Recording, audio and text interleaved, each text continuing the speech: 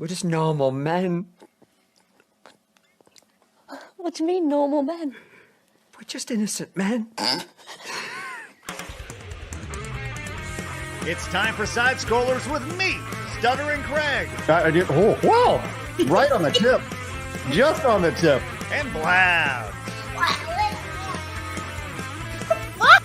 Co-hosted by our friends from around the internet.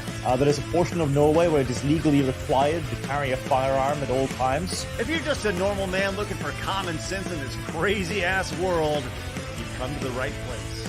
And now, broadcasting from our homes from around the internet, it's time for Side Scrollers. Okay, you ready? Open wide! Welcome on out to Side Scrollers on YouTube.com and Rumble.com and SideScrollersPodcast.com. What is going on, everybody? Happy Tuesday to you. Hello, hello, hello. Hi, my friend, I'm Stuttering Craig. Good to see you. Hopefully you're having a great Tuesday, kicking ass, and all that implies. We have a phenomenal show for you guys. Lots lined up. Talking Ubisoft and all the insanity going on there as they just continue to dig their own grave.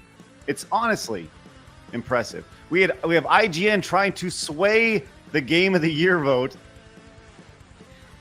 as well as the Huak Tuah girl. Speaking of Huak Tuah, hello, Blabs. What are you saying? What is? Listen, shut up. Anyway, hi guys. How you feeling operating at a sweet 38%? I'm definitely better than yesterday. Okay. Super congested though, so that's fun. I have to wear sunglasses because it hurts my eyes. That's how much pressure is in behind my eyeballs right now. You said you actually have sunglasses on despite not being on camera. Yes. Right. Well, glad you're here. Someone who is always wearing sunglasses despite his nasal cavities being congested. It's Razor Fist. And they are always congested. And I blame Blabs.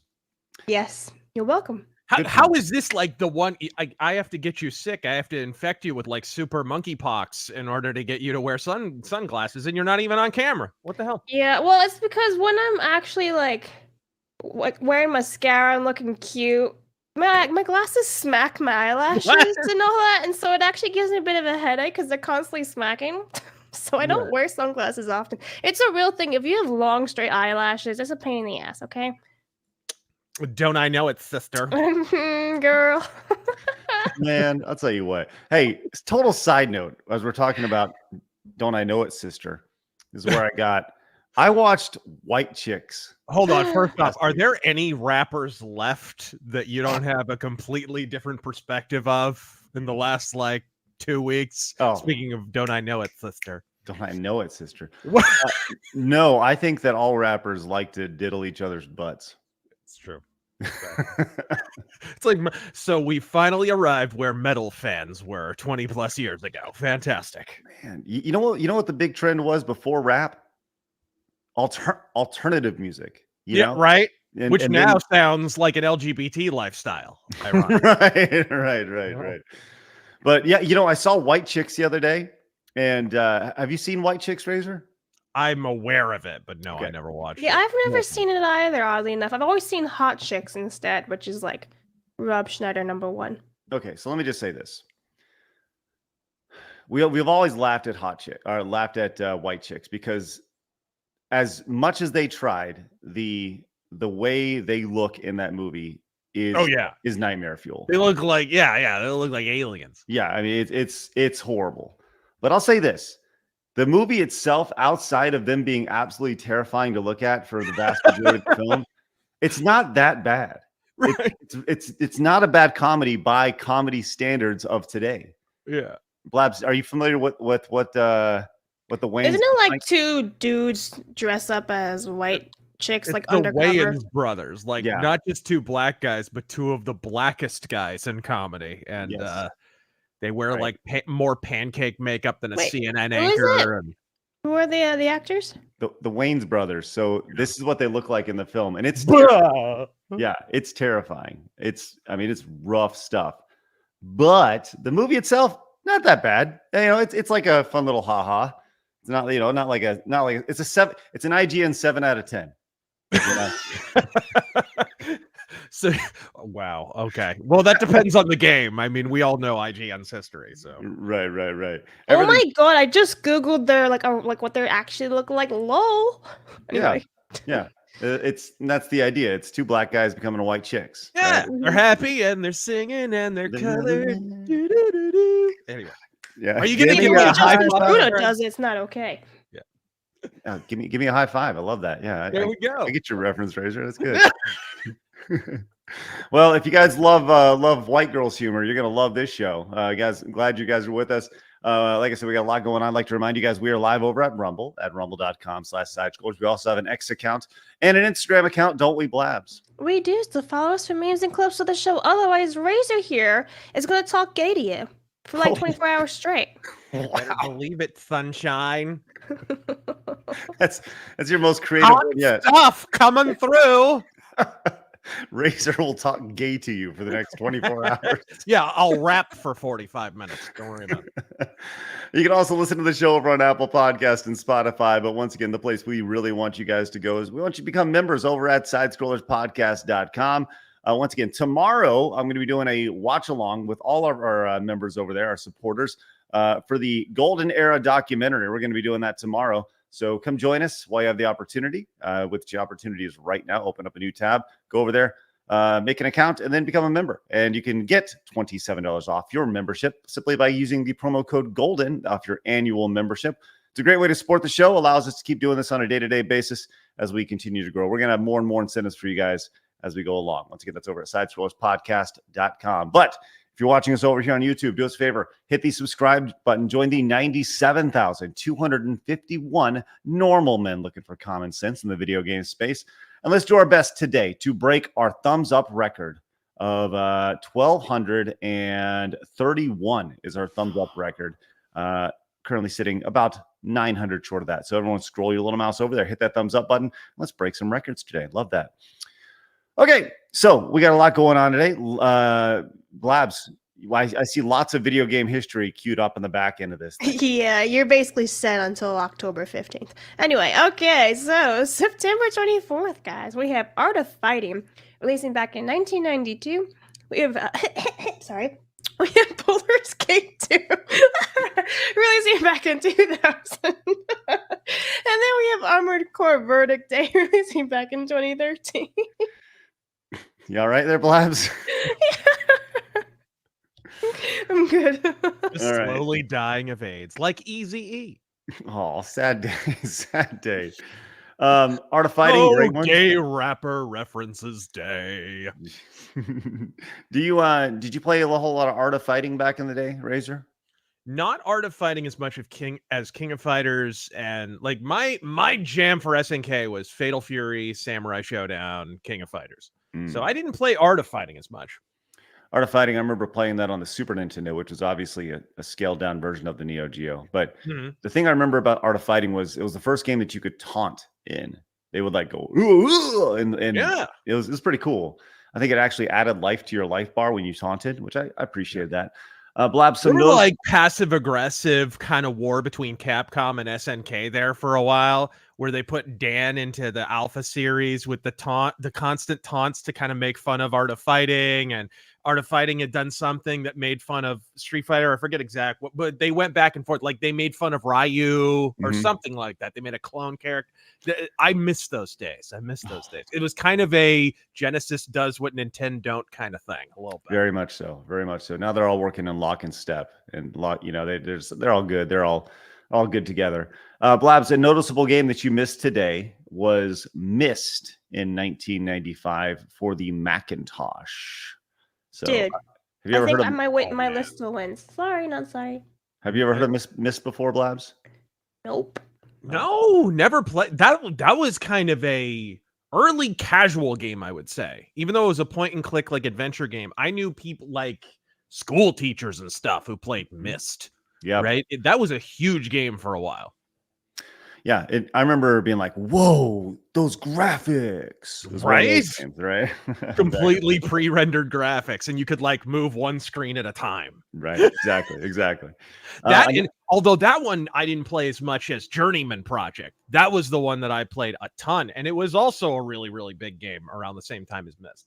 I'm not familiar with Journeyman Project. Like a time travel kind of cyberpunk thing. It was awesome, but it's same exact kind of gameplay, right? Pre-rendered backgrounds. You'd get the occasional super early 90s CGI, like Transformers Beast Wars looking animation that would be like you remember early 90s PC game animations where the object would like fade in and then fade out and it'd be a little closer each. It's just complete garbage looking back at it, but Love man, that blew your mind as like a 9-year-old. Oh yeah, for sure. Another game you missed for the PlayStation 2 is Ico, back released 23 years ago. Also, I don't think you had this on your list today. You did not. Silent Hill 2 for the PlayStation. Oh yeah, 2. I actually was gonna have that on there, and then I decided not to. I mean, Baldur's Gate, it was kind of a stacked list, honestly. I could see why. Although I would have put Silent Hill 2 there because it's one of the greatest. So picky. Yeah, I know. Jackass the game for the PlayStation 2 as well. Armored Core Verdict Day for the PlayStation 3 and Xbox 360, and the not very good Contra Rogue Corps 5 years ago for the Switch, PC, PlayStation 4, and Xbox One. So I have come to the. Did you play the new Contra game that came out for the PC and Switch in the last 6 months or so? Maybe last year? No. Nope. It's okay. It's not bad. It's not great, but it's Contra. It definitely feels like Contra, but it's not spectacular by any means. It's certainly not Contra 3 from back. It's just one of those game series that I kind of forget is still going a little bit. Yeah. You'll hear about one on a handheld get released or something every now and then. It's like, oh, right, that's a thing. Yep. But I never really got like hardcore into Contra when I was a kid. Oh, man, I love Contra. Everyone knows the Contra code, even if you didn't play Contra. It was later the Konami code. But hey, Speedy Cake came in with the $17.18 odd direct donation. Says, hey, Razor, as someone that likes good music, have you heard about Organ's Gunman? Yeah. Okay. Says also don't know if you use them, but the Tubi app has westerns on them from 1914 to 2024 age range. Oh, right on.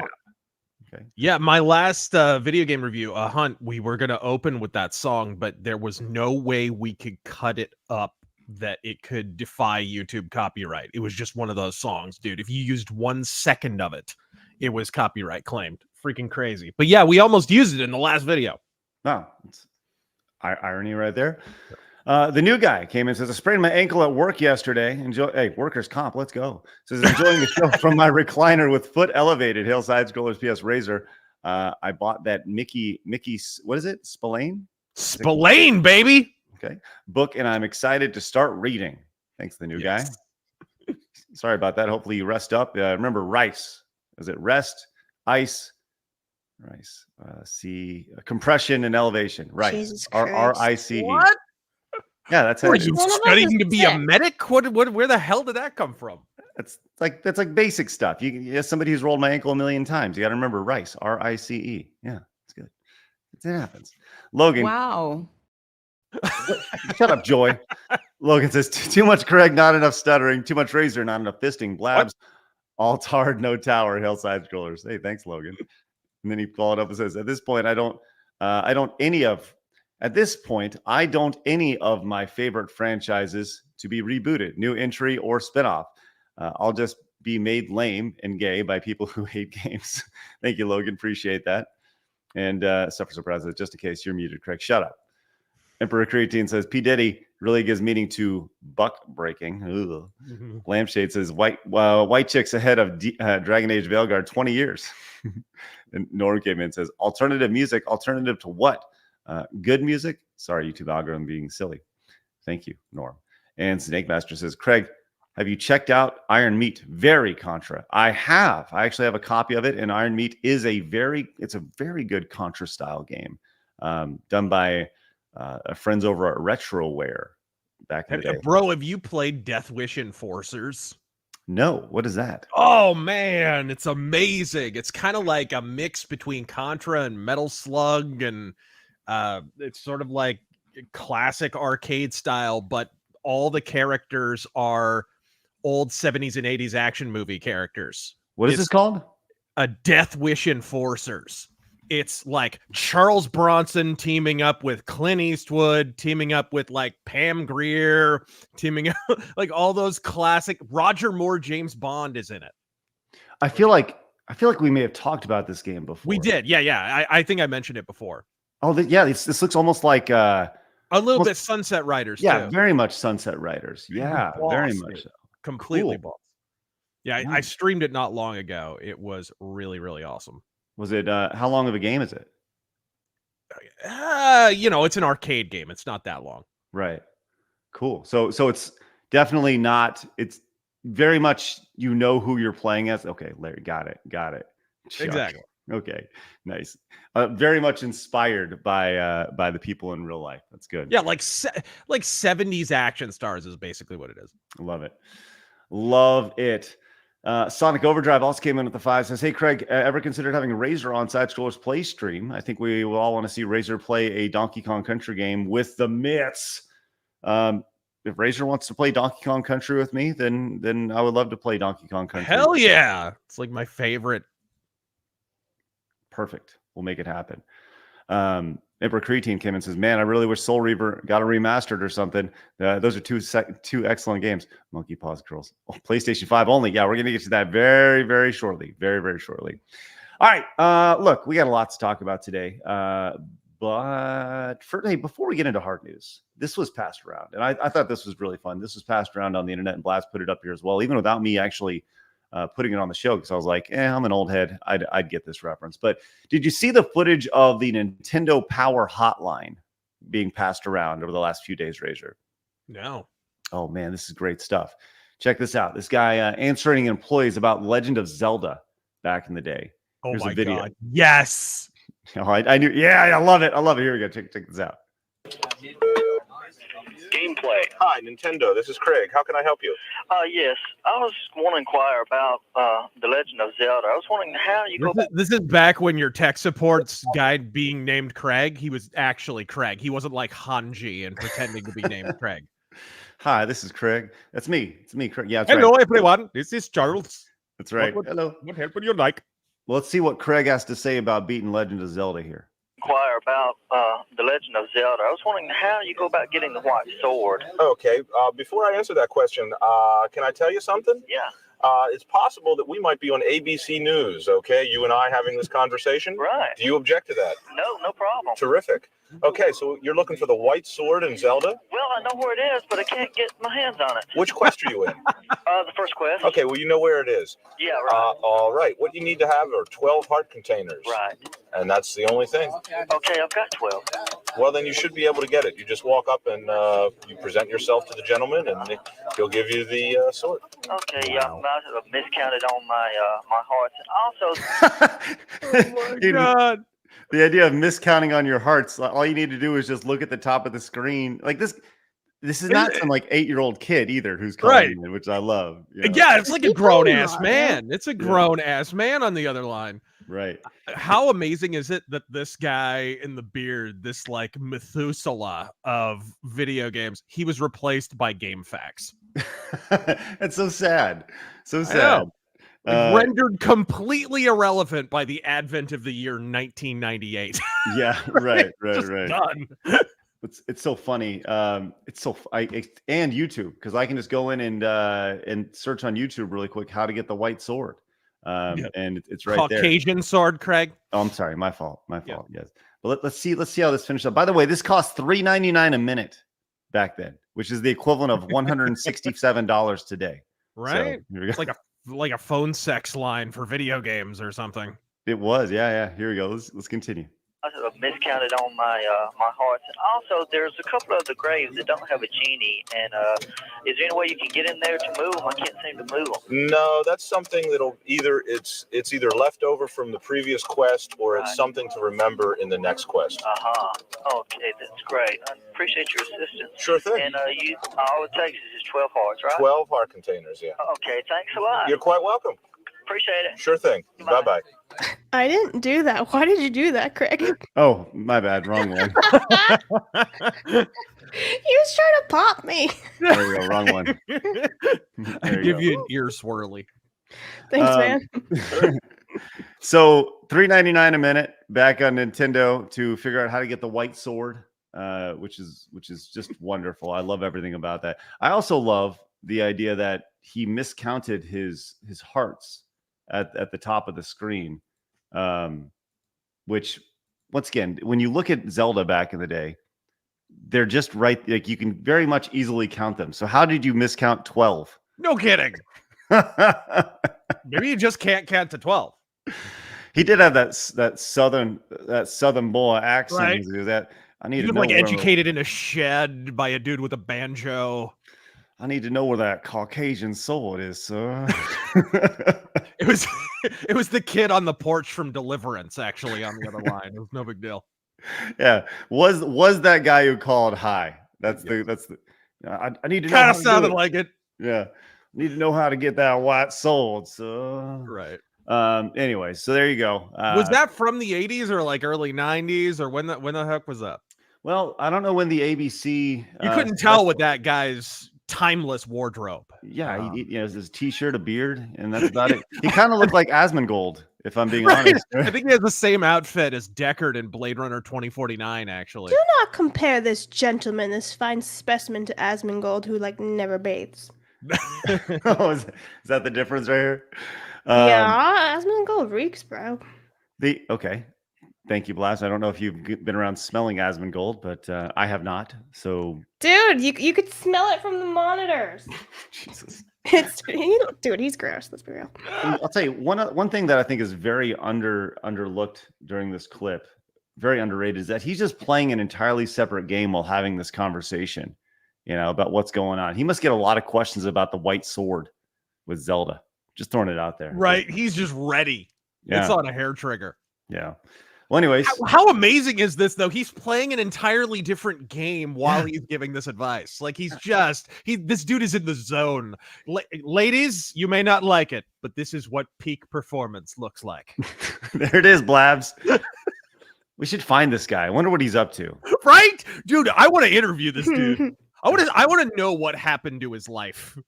Seriously, because how do you go from being on the Nintendo helpline to, by the late 90s, his job is done because Game Facts and Prima strategy guides. And honestly, the moment strategy guides came out, this dude was out of work. Yeah. I just want to know. I got to know. I've talked about interviewing various Nintendo Power counselors on the show before. I think that'd be really, really fascinating to do. I would love to do that. I don't know. Maybe we can hunt some down. I know I've seen some people do some interviews, some previous Nintendo Power.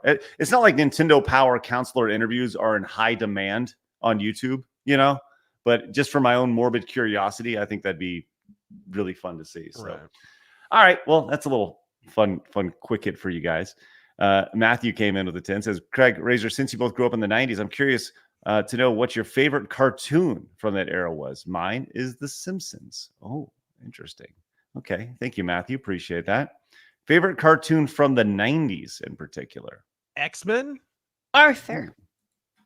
Arthur? Yeah, from PBS. I was a child, remember? Yeah, okay. Yeah. Watching kid shows on PBS, Blabs, really? I'm okay, Mr. Rogers. Everyone watched Mr. Rogers. Dude, I didn't have cable, so yeah, it's PBS. Same. I'll never forget when I found out about MTV. Right. And I was super sheltered. Right. I'm like, okay, and so I hear about this MTV thing. I'm still a little kid. And I go up to my mom like, hey, I heard about this MTV thing. What channel is it on? And she's like, it's channel 8. Channel 8 is PBS. Let's go. And I'm like, I kept checking channel 8. I'm like, it's not coming up. Like, it took me entirely too long to realize my mother had lied to me. Smart mom. 90s cartoons. So my first thought was obviously like DuckTales or anything on Disney Afternoon, but I'm going to go with Animaniacs. Animaniacs was a phenomenal 90s cartoon. You watched it recently? No, I haven't seen the new one. It's aged like Janice Dickinson. It's not. Oh, yeah. Okay. Also, some other ones. Rugrats was pretty awesome back in the day, which, by the way, just got a new game. Tiny Toons Adventures. Love that. Yeah. Why, you've played it and you love it? No, I haven't played the Rugrats game, but it looks pretty cool. Just saying. Bro, what was the most annoying one though? The one that was just too. I got in a conversation with Tarangel, the editor on my channel. Mhm. Like what was, because there were certain cartoons that you didn't know one person who enjoyed them, but they were pushed so damn hard. Like I love Louis Anderson, but Life with Louis, Jesus, can burst into flame. I hated that show. Bobby's World, Howie Mandel. Like, oh man, it was terrible. Or Jackie Chan Adventures, Long Walk, Short Cliff. Hey, I love the intro to Bobby's World. The Bobby's World It intro was a cool is spectacular. intro, actually. Yeah, it was a cool, and that was the high water mark of every episode. Right. I'll tell you though, the cartoon that I just never got, Daria. Remember Daria? I never really watched. I didn't have cable, so Right. It was one of those things. Like Daria, like that was supposed to be my demographic, and I was like, "What the fuck is this?" Like hipster, super. Daria feminist. now is just every hipster chick on planet Earth. Right. Like, Exactly. Daria is a genre of woman today, unfortunately. Man, that's what we should need to start calling them. Is just Daria. Yeah, I do. And everyone looks at me cockeyed, like, "What are you talking about?" Daria. Ugh. What a name, Daria. Ugh. Speedy Cake also came in with a 10 over on the YouTube. Says also, before I forget, speaking of Westerns, have you or your editor co-host ever felt the need to belt out the super perforated song in Hunt Showdown public chat? What? I don't even know what that means. I don't tried know to what look that song is. I have no idea. I do like to sing. I do like the Hunt Showdown song though. Have you ever heard that one? No, how's it go? Boo boo boo boo boo boo boo boo. It was like a meme for a minute, actually. But Okay. yeah, it's an earworm. I do like "Oh What a Beautiful Morning" from Oklahoma. It's not really a Western, but it's a musical. But I like that song. That's pretty good. Blabs, you like that one? I actually do, but I don't want you to hear you sing it. It might ruin it. Thank you. What? Sorry. Okay. Rod came in. Leave the karaoke to a fully congested Blabs, ladies and gentlemen. Yeah. Man, that'd be great. Rod came in and says, "Hello, my normal men and women. Is it all my? It is of my surprise to inform you, Aspire has released a trailer for Legacy Kain Soul Reaver 1 and 2. Didn't really release it, but yeah. Yes, one of the best story-driven series, in my opinion. We'll get to that in just a little bit, friends, for sure. You guys are chomping at the bits. Okay, so let's get into it. It's time for my favorite segment, your favorite segment, everybody, and the world's favorite segment. It is time for Hard News.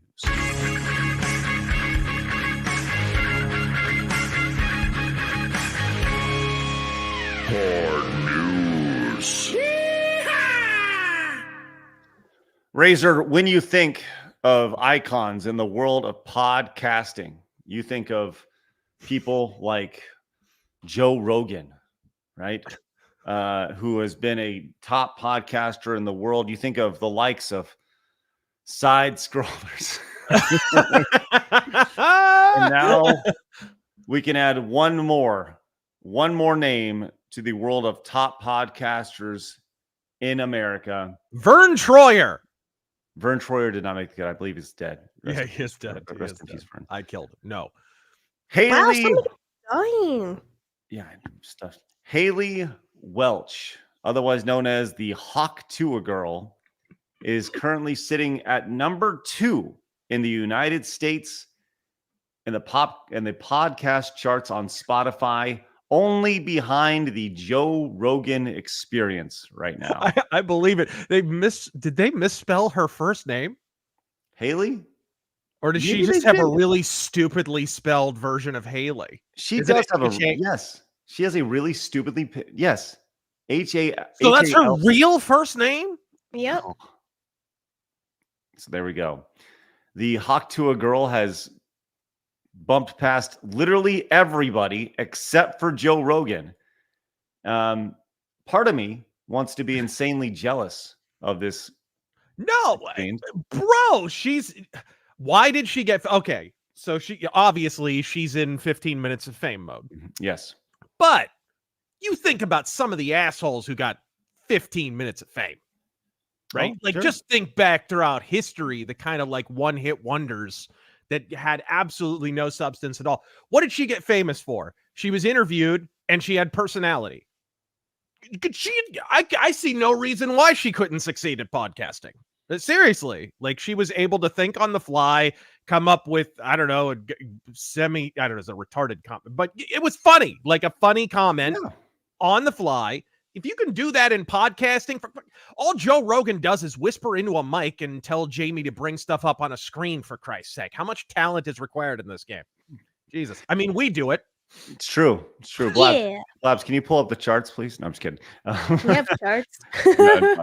But so yeah, part of me wants to be insanely jealous of her success because it's okay to be that way, and the other part of me is like, hey, good for her in her trying to take advantage of spitting on that thing. It's I gotta give the Huak Tuah spit on that thing. Sorry, I'm done. That's right, Blabs. But when you look at her channel, and by this will not be the way it is for a while, because she's going to blow past us, not blow us, but she'll be blowing past us. We actually have more subscribers than she does currently. But if you look at her viewership, 1.3 million views for first episode, 542,000 for her second episode. And people she's fallen off. It's over. Yeah, it's over. There it is. But I mean, good for her, I guess. Good for her going after it and finding it. She's obviously making all sorts of monies right now. For she didn't have to do Only. Everyone was like, "Oh, she's going to open an OnlyFans or something." It's like, no, she did a podcast. And again, if the thing that gave her 15 minutes of fame is the fact that she can actually talk and kind of think on the fly, she's going to do fine. She's going to do fine if she even kind of knows what she's doing. Blabs, stop changing my name. Stop it. What? You just noticed? Yeah, stop that. I did that like 2 minutes ago. I don't pay attention to my name very much on the channel. I said it and we're good. But do you feel, Blabs, we were talking about it earlier, Blabs is like, she's not that bad. She's wholesome. I was like, she got famous for talking about spitting on a dick. I didn't say it was that wholesome, but I did say she was not a hoe, and she's the most wholesome fellatio-themed podcaster on the internet. Listen.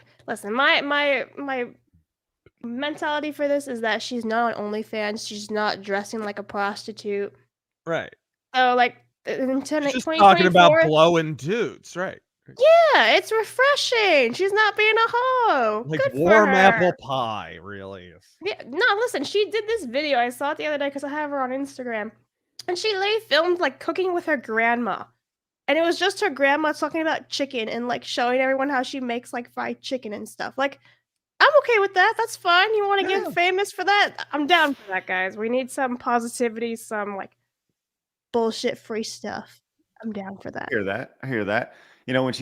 But I also saw her on another show where she's just talking like, yes, there is the wholesome aspect of it. Then there's the other part of where once again, she got famous for talking about spitting on a dick. Her boyfriend's dick.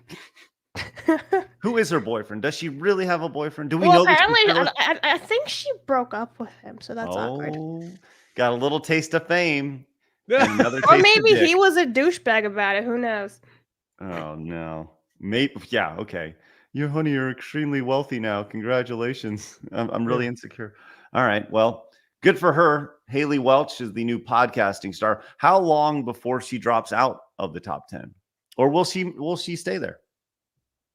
Craig is actually going to be a guest on her show in the next couple months. Oh man, I better get in now because strike while the iron's hot. Mm-hmm. You want to be a guest? Should I try? 1,000% I want to be a guest. Talk to it with Craig. Yeah. Yeah, 100%. I would love to be on that show while she's super hot and making waves. Nah, man. Number 2 in the United States. Like, what now? Pardon? Yeah, I would absolutely talk Tuah. Oh, that's good. That's a good one right there. You can name a podcast that, and it wouldn't be retarded at all. That is the best thing about the show itself is the branding on it. It's pretty brilliant. It really is. Anyways, it's like those hipstery kind of restaurant places. Like I was driving through downtown Scottsdale and the other day, and I passed a place called a pasta place, I assume, called Penne for Your Thoughts. Oh my god, that's awful. Right? It's right up there with that, guys. It's I mean, hipsters in restaurants is the worst thing to happen to food, really. hey, part of me wants to hate it. The dad of me Right? loves it. You know, like the dad of me's like, let's go. Let's love everything Craig is about actually writing that one down, and the next time he's Penne with his family, he's gonna be like, "Penne for your thoughts." Good shit, man. I gotta get this. I do not need to write that down. It's locked and keyed right up here, Blabs. It's ready to go. Next time we're getting pasta, like you know, I'm gonna record that. When I get that line, I'm gonna do that. I'm gonna record it. I'm gonna bring it for you, Blabs. Okay. Good. I want to hear like one of the kids go, "Dad, that's so stupid." You're so dumb, Dad. I bet they laugh. Oh no. Yeah, dad jokes are funny. Well, we'll need to everyone go to Penne for your thoughts on Yelp and give it a thumbs up. Give it 5 You know stars. what, Razor? You should actually go and review and film yourself like doing a review of the pasta. Right. And No, then just I let think us I'm just know. gonna broadcast live from Penne for your thoughts. Yeah, do it. See how At least fun for the that'll be. 15 days that they'll be open for business. Yes. Love it. Love everything about that. Aardvark came in with the 10, says, Diddy doing digits did diddling the Bieber dangles. Don't deny Diddy didn't dispatch Diddy. See, I can do tongue twisters and stuff. How can you do that, but you can't even say hi? My name's Craig. Right? Here's the thing, Blabs. I'm an Your name's excellent- Daria. Yeah, I'm Daria Blabs. Yeah. Hold on. Penne for your thoughts. Yes, I found it. There's actually more of them. There's lots of them. Razor. What? It's not. There's not just one. No, it can't be a chain. There's a food truck, and there's a food truck in Knoxville, Tennessee. So maybe we have a lawsuit in our hands because if you saw it in Arizona, just throwing it out there. Uh-oh. More than one person thought of Penne for your thoughts. Oh, dear God. That's right. It's catching on. Let's go. Like right. COVID. Yeah, like COVID, right, Blabs? Huh? All right. Hey, so Razor, we got this documentary dropping here in the next couple days. This WWE Mr. McMahon documentary. It's going to be dropping on Netflix, the 6-piece series.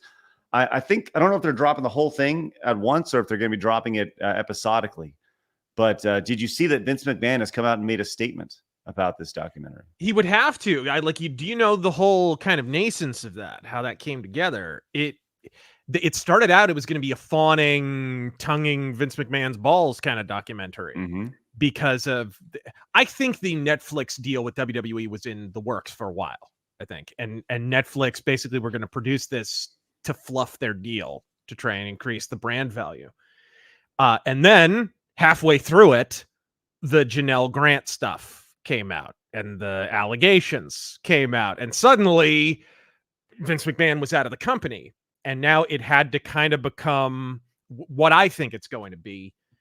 I think it's going to be Netflix attempting to distance themselves from Vince McMahon. I think it's going to be kind of what was the Harvey Weinstein one? Untouchable, I think. It's going to be like a multi-part Untouchable and then kind of end with, and now it's owned by the assholes at UFC. So don't worry about it. He's not involved anymore, right? Go watch WWE Raw on Netflix. You'll be one of the 5 remaining people who do, right? Like I think that's the idea here.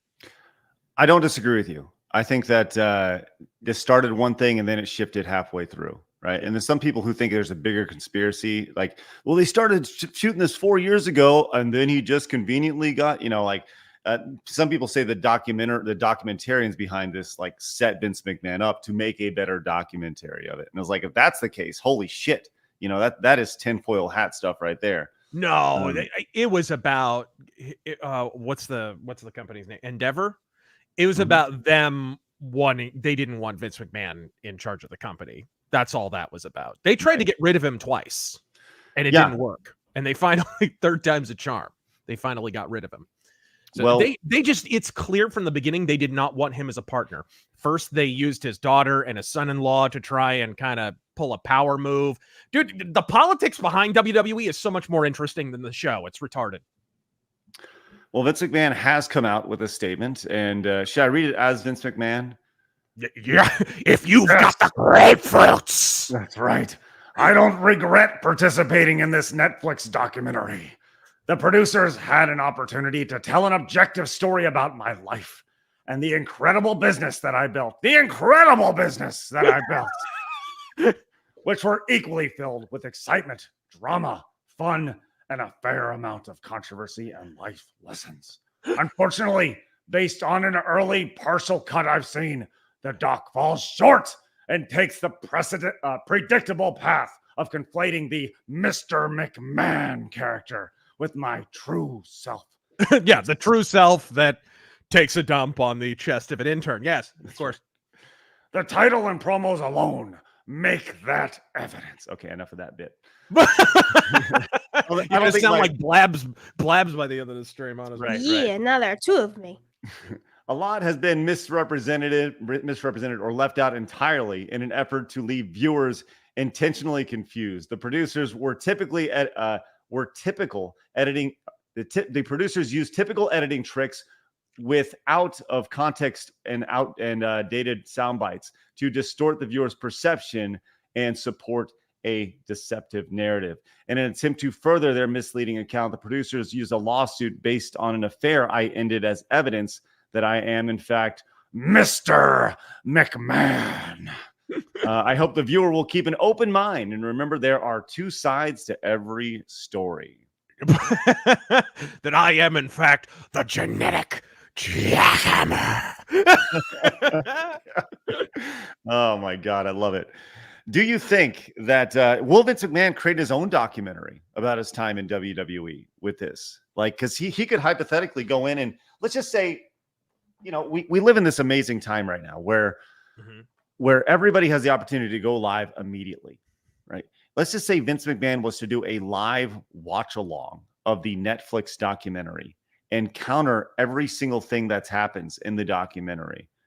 Like, that would be so beyond viral. Couldn't really do it, though, because he's in the middle of litigation about those accusations. So That's true. His lawyer's like, shut the hell up. Like, you notice in there, he doesn't mention anything really about the allegations except what he's already acknowledged, which is that he had an affair. Right. Which, incidentally, is it really an affair? Bruce Pritchard very quietly told Vince Russo years ago when he almost came back to the company, like, Vince and Linda haven't lived in the same house for like the last 15 years. And that was all the way back in like 2012 or 13 or something. Like, that was a long time ago. So they don't even really have a marriage and haven't for years. Like, it's all about convenience, kind of a Bill and Hillary thing going on. Right. And Lucas points this out in the chat. He says, no, there's three sides, Vince. There's your side, there's their side, and then there's what's actually happened. Right. And I think that's very true. I think in most of these situations, for sure. This is dropping, I think, in the next day or so. I think on Wednesday. Do you plan on binging this thing? I don't have Netflix, but you know, I will watch it. I don't know. I know people who have it, so yeah. Chat. What about you guys? Will you guys be watching this? For me, this is like must-watch TV here. I'm very, very excited about this. What do you think about freaking? Because while all this is happening, there's another wrinkle to this. So there's a rival wrestling company called AEW. Correct. That even fewer people watch. And it's owned by a guy with even more money than Vince McMahon, Tony Khan. And just recently, there was a selfie that they took together, Tony Khan and Shane McMahon. Shane McMahon showed up, and they were like gathered around a meeting table. And so the big speculation there is Shane McMahon a stalking horse for Vince McMahon, possibly gobbling up AEW and being the competition to the company that he founded because he was forced out basically at WWE. Yeah, and that's where this whole like wrestling world really, you know, the art imitates life and vice versa and everything in between. It's really amazing to think about kind of the potential aspect of all this. The idea of if Shane was to buy AEW, you know, for Vince or whatever that relationship looks like, you know, through a shell company or whatever, man, that would be really amazing to see if Vince McMahon, I mean, that there's no way that would happen, right? There's no way that Vince McMahon would go in and want to buy AEW and because somebody else almost, that, you know, right? You almost think he would rather build his own thing just for the glory or whatever. But I don't know. Either way, like this documentary is mainly just to promote WWE because you saw the freaking contract that WWE got from Netflix. It's like a 10-year deal, $5 billion, which is insane when you look at their viewership figures right now. Like they're pathetic. It's like last week it was like 1.4 was the rating, which is TNA was doing more than that 10 years ago. Right. That's right. complete insanity. And that you pay $5 billion for that? It's like I've been saying this before. They're basically leveraging their brand recognition and past prestige to basically scam these networks, first TV networks, now streaming networks, out of these huge contracts. And it takes those companies a minute to realize, oh, wait, nobody watches this anymore. And then they wind up not renewing. USA just dumped them. Now they're having to suck up to USA to try to get SmackDown on there again. They lost their deal with Fox, which was huge. And Fox had it written into the contract when they bought SmackDown. Hey, you've got to draw X number of ratings by X year or whatever. And they haven't come halfway there. They've actually lost viewership since they debuted on Fox. So Fox didn't renew. And this has happened again and again and again. They're basically just scamming everybody. And that's how they're making all their money. They're carnies, right? That's what wrestling is. Yeah. At its core, I believe. I think you're right. Now, I do think it'll be interesting to see the angle that they take with this documentary, bring it back to this. And I Blabs, as somebody who you don't watch wrestling, Blabs, at all, you don't know anything. Nothing. Perfect. Does this intrigue you, what we're talking about at all? Or is this just kind of like this weird subsection of culture that you don't really care about? I'm going to go with the latter. Okay. So this doesn't like move your needle at all. Not even like the allegations around Vince McMahon. You wouldn't be interested in that. I'll wait and see. Oh, yeah. Because people who had never watched a Weinstein movie still watch the Harvey Weinstein documentary. Is what I'm saying, right? Right. Yeah, there's a cultural impact to it for sure. Right. But I think that when it comes to the people who are behind this, once again, it's the guy behind Tiger King. And Bill Simmons, who is the ringer, who also started the 30 for 30 documentaries over at ESPN. The 30 for 30 series was and still is massive for ESPN. And Bill Simmons was the guy behind that. And I think that does add a little bit of gravitas, I guess, if you will, a little bit of credibility to the documentary. I mean, the guy was the documentarian behind Tiger King was made Tiger King a viral sensation about a guy, about this crazy ass story of this Oklahoma freak show, right? And that became the biggest, most viral thing at its time in 2020. Now, was that because it was 2020 and people were locked inside?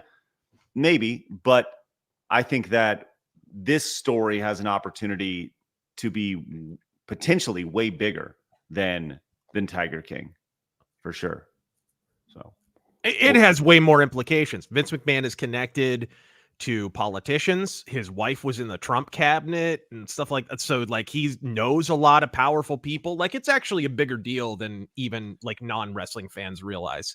He's connected to a lot of really powerful people. Well, we'll see what happens when this is released, and if shitting on a girl's chest while Johnny Ace is doing the other girl, like what was the story that we saw? Wasn't he like pooping on a girl's chest, and Johnny Ace, the other booker, was drilling the other girl or something? I don't know. Johnny Ace turned on him though. Oh, did he? Okay. Yeah, he came out and basically said, Vince McMahon roped me into it. Okay. All right. Well, there you go. We'll see if the rope is a noose coming up on Wednesday based off this documentary. What are you, the narrator on VH1 behind the music? What the hell is that? That's my transition. That analogy. The rope will become the noose for Vincent Kennedy McMahon. All right. Speedy Cake says Super Perforator was a song in a comedy Western. It was a German one from the Bud Spencer Terrence Hill days. Also, what do you call a Frenchman in sandals? Philippe Philop. Oh, okay. That's actually funny. Like that's pretty good. Thank you, Speedy Cakes. Appreciate that. That's great. And Rob came and said, "You're fired."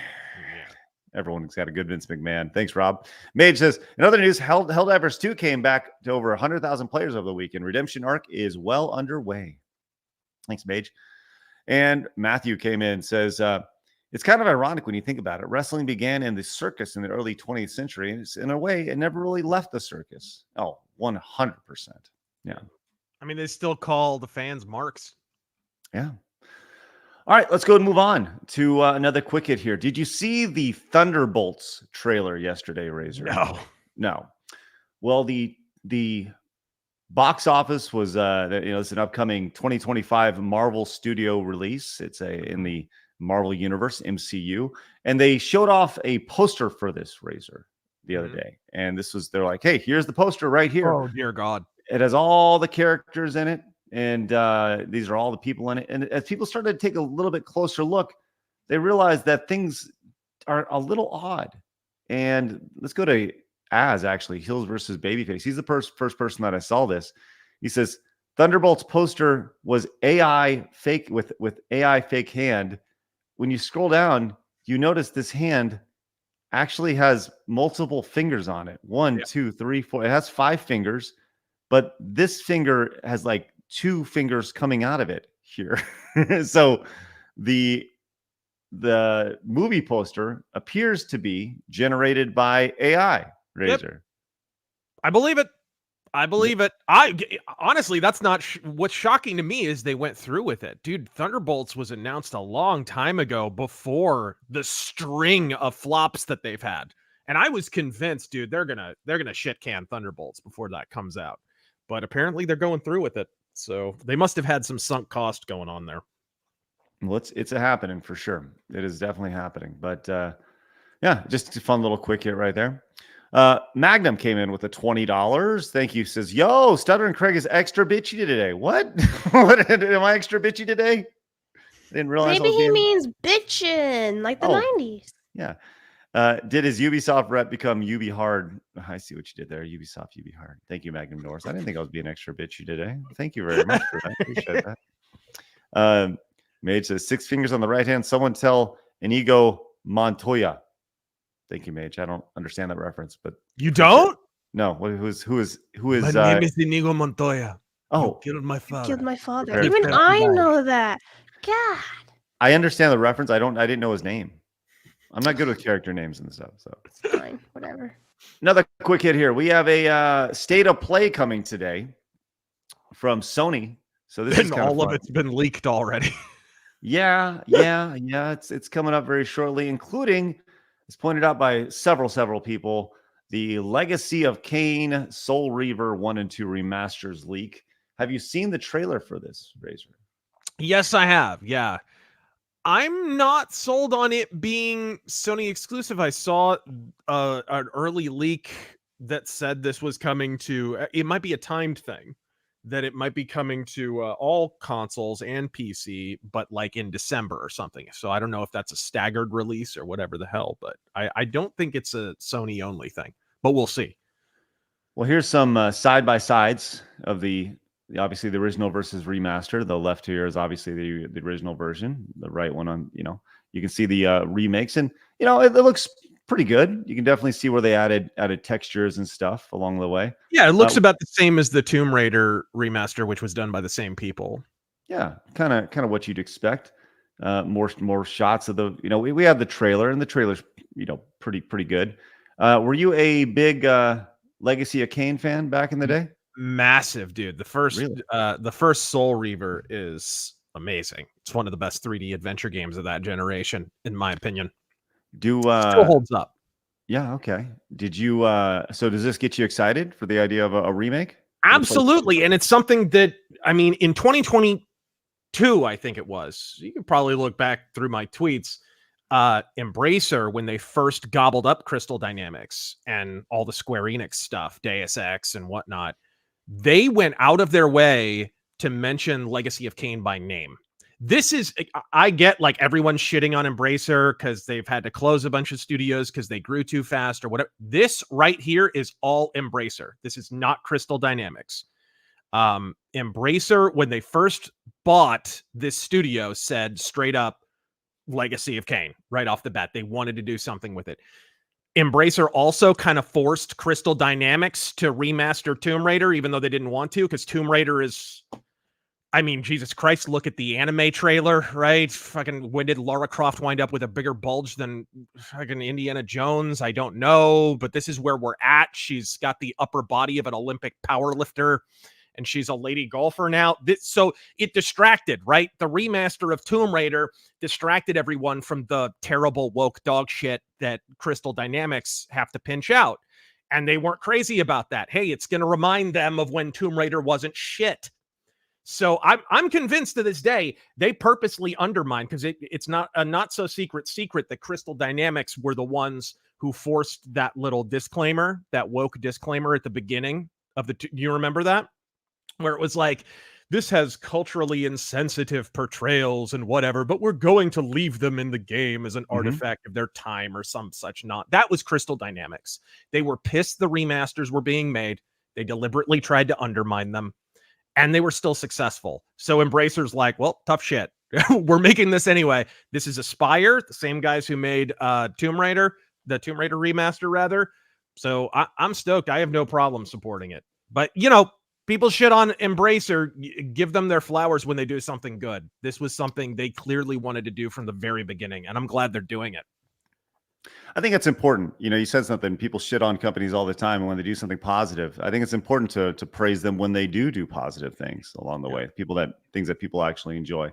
Well, this is coming out scheduled for December 10th for the PlayStation 5 and PlayStation 4. So those normies who are still holding on to their PlayStation 4 like me, you can go and play Soul Reaver 1 and 2 remastered. So this is not going to be PlayStation only.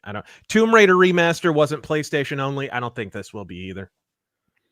Well, there's also the rumor of this may potentially be announced during the state of play. We'll see. But the idea that Rocksteady is back and potentially producing another Arkham game. Oh my God. They're going back to the well. Room? Do I have room? Do I have room? Yeah. Okay. I'm gonna do it. Fuck you! I was right.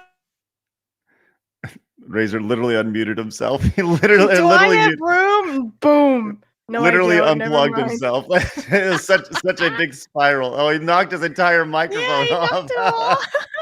He knocked his fucking microphone off. Look at that. Oh my God.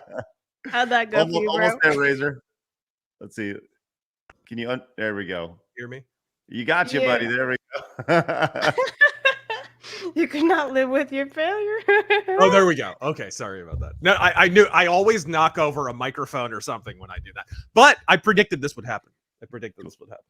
Well, there it is. I predict they came out. You guys remember Rocksteady? They beat their chests, among other appendages, and claimed they would never make another Batman game. They had said what they were going to say with the character. They were never going to touch it again. And I said, fuck clean off. You are going to be back to Batman as soon as all your other games fail, which they did.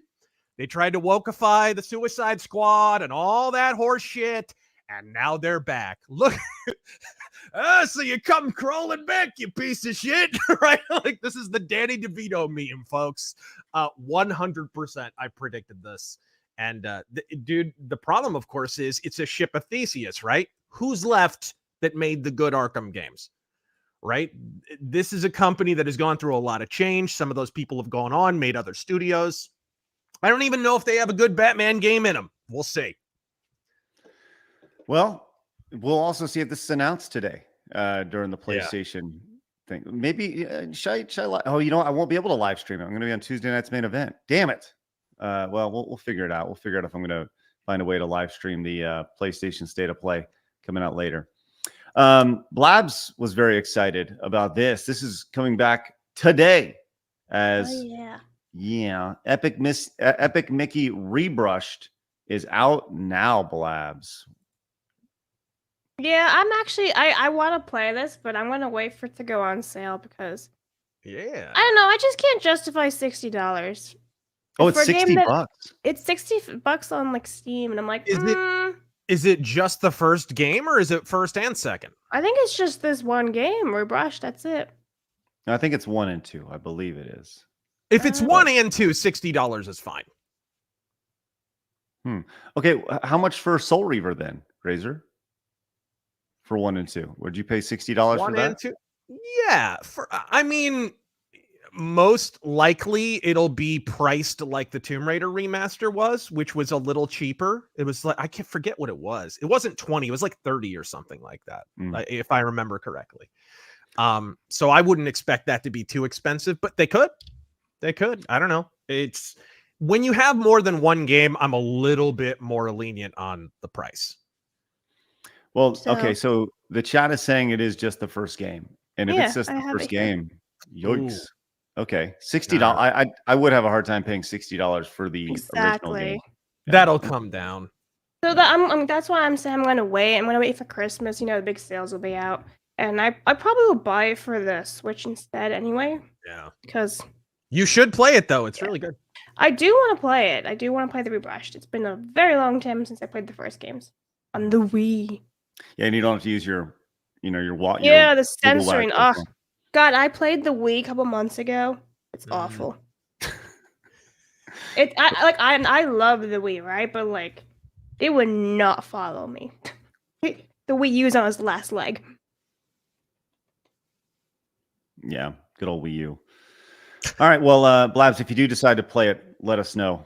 I think it'll be. It's always nice to see you play something other than Roller Coaster Tycoon. Shut up! But I do know that Mally Mouse was going to play this because she was very excited for it as well. So maybe she can do a review next time she's on. Maybe, yeah, coming up here next week. It's just a game that got buried because people didn't play anything on the Wii. Nobody really did. It was kind of I'm going to buy the console, and then games were kind of an afterthought for a lot of people. So games like Epic Mickey and whatever, there was some good stuff on that console, and it just kind of flew under the radar because the hardware base just didn't translate to software sales for whatever reason a lot of times with the Wii. Yeah. It came back to, why do you buy Nintendo consoles? To play Nintendo games, right? So, and Nintendo, that's where they make their money. So, okay, we are approaching we're almost to the third quarter or tail end of the third quarter of the year, moving into the fourth quarter of the year, which means it's almost time for Game of the Year season. It's award season in the video game space. And IGN has put out a little poll talking about, hey, what is the game of the year? So IGN has their stuff. This is from Grums, which was very interesting to see. It says, yo, IGN, you cheating? IGN appears to manipulate the user votes for a game of the year to erase Black Myth Wukong's substantial lead. Look at the timestamps and vote counts. Wukong drops from 90% to 74% in the span of an hour. They did this at 5 a.m. when most are asleep. But look at Final Fantasy and the number 2 spot. It doesn't gain much at all. Same with Helldivers. So if you can see up here in the upper corner, you can see where it was at, 90%. Now, it does say they went up. I don't really know how the ranking of this works. This is just user reviews? This is just based off of votes, right? So yeah, they have some sort of process of doing this, but you can see over the course of the better part of 90 minutes, the rating went down dramatically to kind of skew closer to Final Fantasy VII Rebirth, where it had a pretty substantial lead, almost a 20-point lead over Final Fantasy Rebirth. And he's pointing out that none of the other titles gained enough for that to make sense. Correct. Right. And even from a viewer, I guess a voting perspective, right? This went up in the course of 90 minutes. It went from 181,000 to 225,000. And by 4 a.m. tomorrow, the winner of this will be Joe Biden. My prediction. But I thought I'd use this as an opportunity once again to promote the Real Game Awards, which we're going to be announcing all the categories here in the month of October. And voting for this will start in December. So we'll be voting once pretty much all the games for the year have been released. So We will have 25 categories. If you guys haven't yet, head over to therealgameawards.com, become a voting member. It's amazing how we see this. This is all built around you. You are voting on this stuff, not us, you. Yeah. And there's no access media sway along the way. The only people who vote on it are the voting members, and that is it. So we got some good things announced here in the next couple of weeks, where we're going to be having every single category available for we're not going to be voting on the categories because the categories have already been locked in, but we're voting on, you guys are going to be selecting the nominees for said categories here in the month of October, and we'll be voting in December. So we got a lot of good things coming up. So go be a member over at therealgameawards.com. So Joey says the new Batman game by Rocksteady is going to suck. The people who had passion for the Batman IP all left the company during Suicide Squad's development. WB needs to give the rights to 100-star games. I haven't heard of 100-star games. And Mercenary says Game Awards cheating. Real Game Awards can't come soon enough. Thank you, Mercenary. Appreciate that. We're doing our best. And Israel came in with the 10, says they're remastering the Soul Reaver 1 and 2. They should do the same with Blood Omen, Legacy of Kain, since it's the first in the series. Get well, Blabs. Cheers. Thanks. Appreciate that. Razor went off to take care of the pup while he's gone. We'll before we get to the next story, Lord Botha came in and says, glad to see Rocksteady is so confident in their Batman VR game that they're making that they already announced another one. Also, isn't Arkham Bats dead? Yeah, I thought so too. I thought he died in Tale 1 as well. He died in the Suicide Squad game. And check it out. Israel came in with 5 gifted memberships. Love that. Thank you very much for that. Greatly appreciate that. If you guys got gifted membership, make sure you say a thank you and consider paying it forward. The $5. Harbinger came in and says, I had hopes for a Soul Reaver remaster, but only PlayStation 4 and 5. I'm hopeful they expand the platforms, but I won't lie, my enthusiasm is kind of diminished. Well, I think they probably got paid for their exclusivity along the way, which is why it is. So Benjamin came in and says, Mr. Fist, please show the pupper on stream. I think the pupper's getting punished right now. We'll find out. Mercenary says, I have Epic Mickey on the Wii with the statue edition. Let's go, Mercenary. Nice. Ace says, Blabs, are you actually a roller coaster tycoon fan? Have you tried Planet Tycoon / Planet Zoo? So I've tried Planet Zoo, whatever that one was called. I played it last year, and I wasn't a big fan of it just because, like, I'm an OG with the OG Zoo Tycoon stuff and the OG Roller Coaster Tycoon, and I don't know, I think those are still unbeatable to this day, even with all the improvements in graphics and stuff. Mm-hmm. But yeah, I played it. I'm not a big fan. I'll just play like Zoo Tycoon and Roller Coaster Tycoon. I'm an old soul. I'm dying. Old. The end. 38%. Magnum came in and says it's important to poop on Microsoft, especially on Grindr. That says Ubisoft. That's what I say. Microsoft. Oh, Microsoft. Thank you. Appreciate that.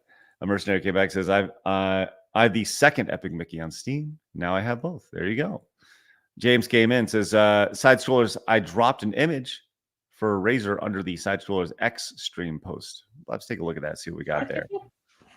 And Joey came in and says, 100 Star Games is a company founded by one of the founders of Rocksteady, Stefan Hill. He was one of the directors of the Arkham franchise. Thanks, Joey. Appreciate that. Makes a lot more sense. Everything good, Razor? Oh, yes. Just had to put the dog out. Oh. This is what I was supposed to show. Oh. No thanks. Man. No thanks. I'm good. Strong, independent Batwoman. That's right. She don't need no mans. Let her know, Razor. Let him know. All right. Hey, speaking of letting them know, we have a lawsuit on our hands, Razor. Ding, ding, ding, ding, ding. It took this long. That's right. Not side scrollers, but Stellar Blade has a lawsuit on its hands. It is Stellar Blade versus Stellar Space Blade, as we're going to go to IGN for this story, as a Louisiana company sues PlayStation and shift up over the name. Now, there it is right there. There it is right there. So this is interesting. for me in particular, because we have side scrollers with a space in the middle of it. Side space scrollers versus side scrollers, one word. Let's see what happens here. Stellar Blade, the company, is seeking damages and an injunction against the PlayStation exclusive. So we'll just kind of go through the story as is and check it out. It says Stellar Blade developer Shift Up and publisher Sony are being sued over Stellar Blade. The plaintiff, a Louisiana-based film production company called Stellar Blade, is alleging trademark infringement and claiming its business is being damaged by Shift Up's use of the name.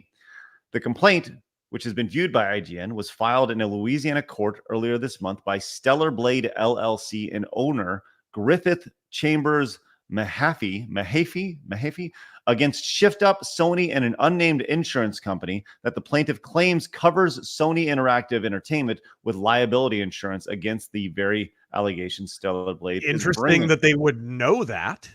Kind of gives away their game a little. I agree. That is very odd.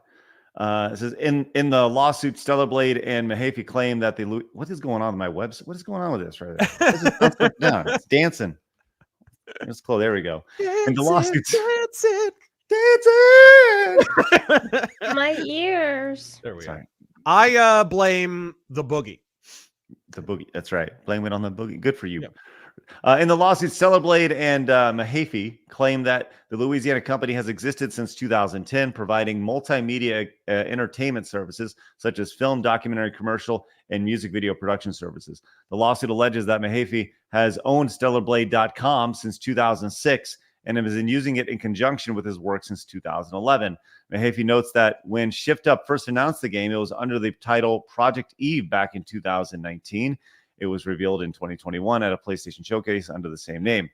However, the name was changed to Stellar Blade in 2022 not long after in January 2023, Shift Up first registered Stellar Blade as a video game related trademark.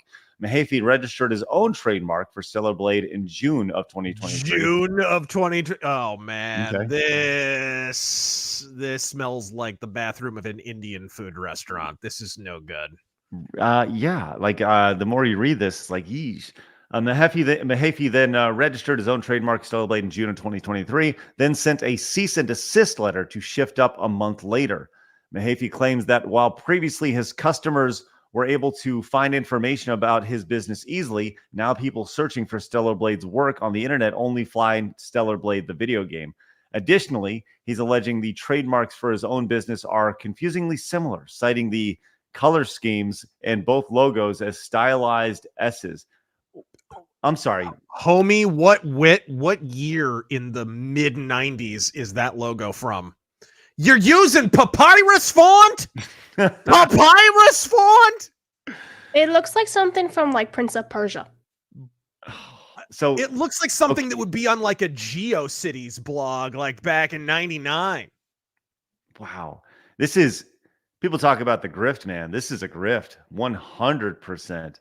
And the idea of like having a stylized S. Oh, they're similar because they have a stylized S. Like, show me a company that doesn't have stylized S's. Man, let's go and get them beans.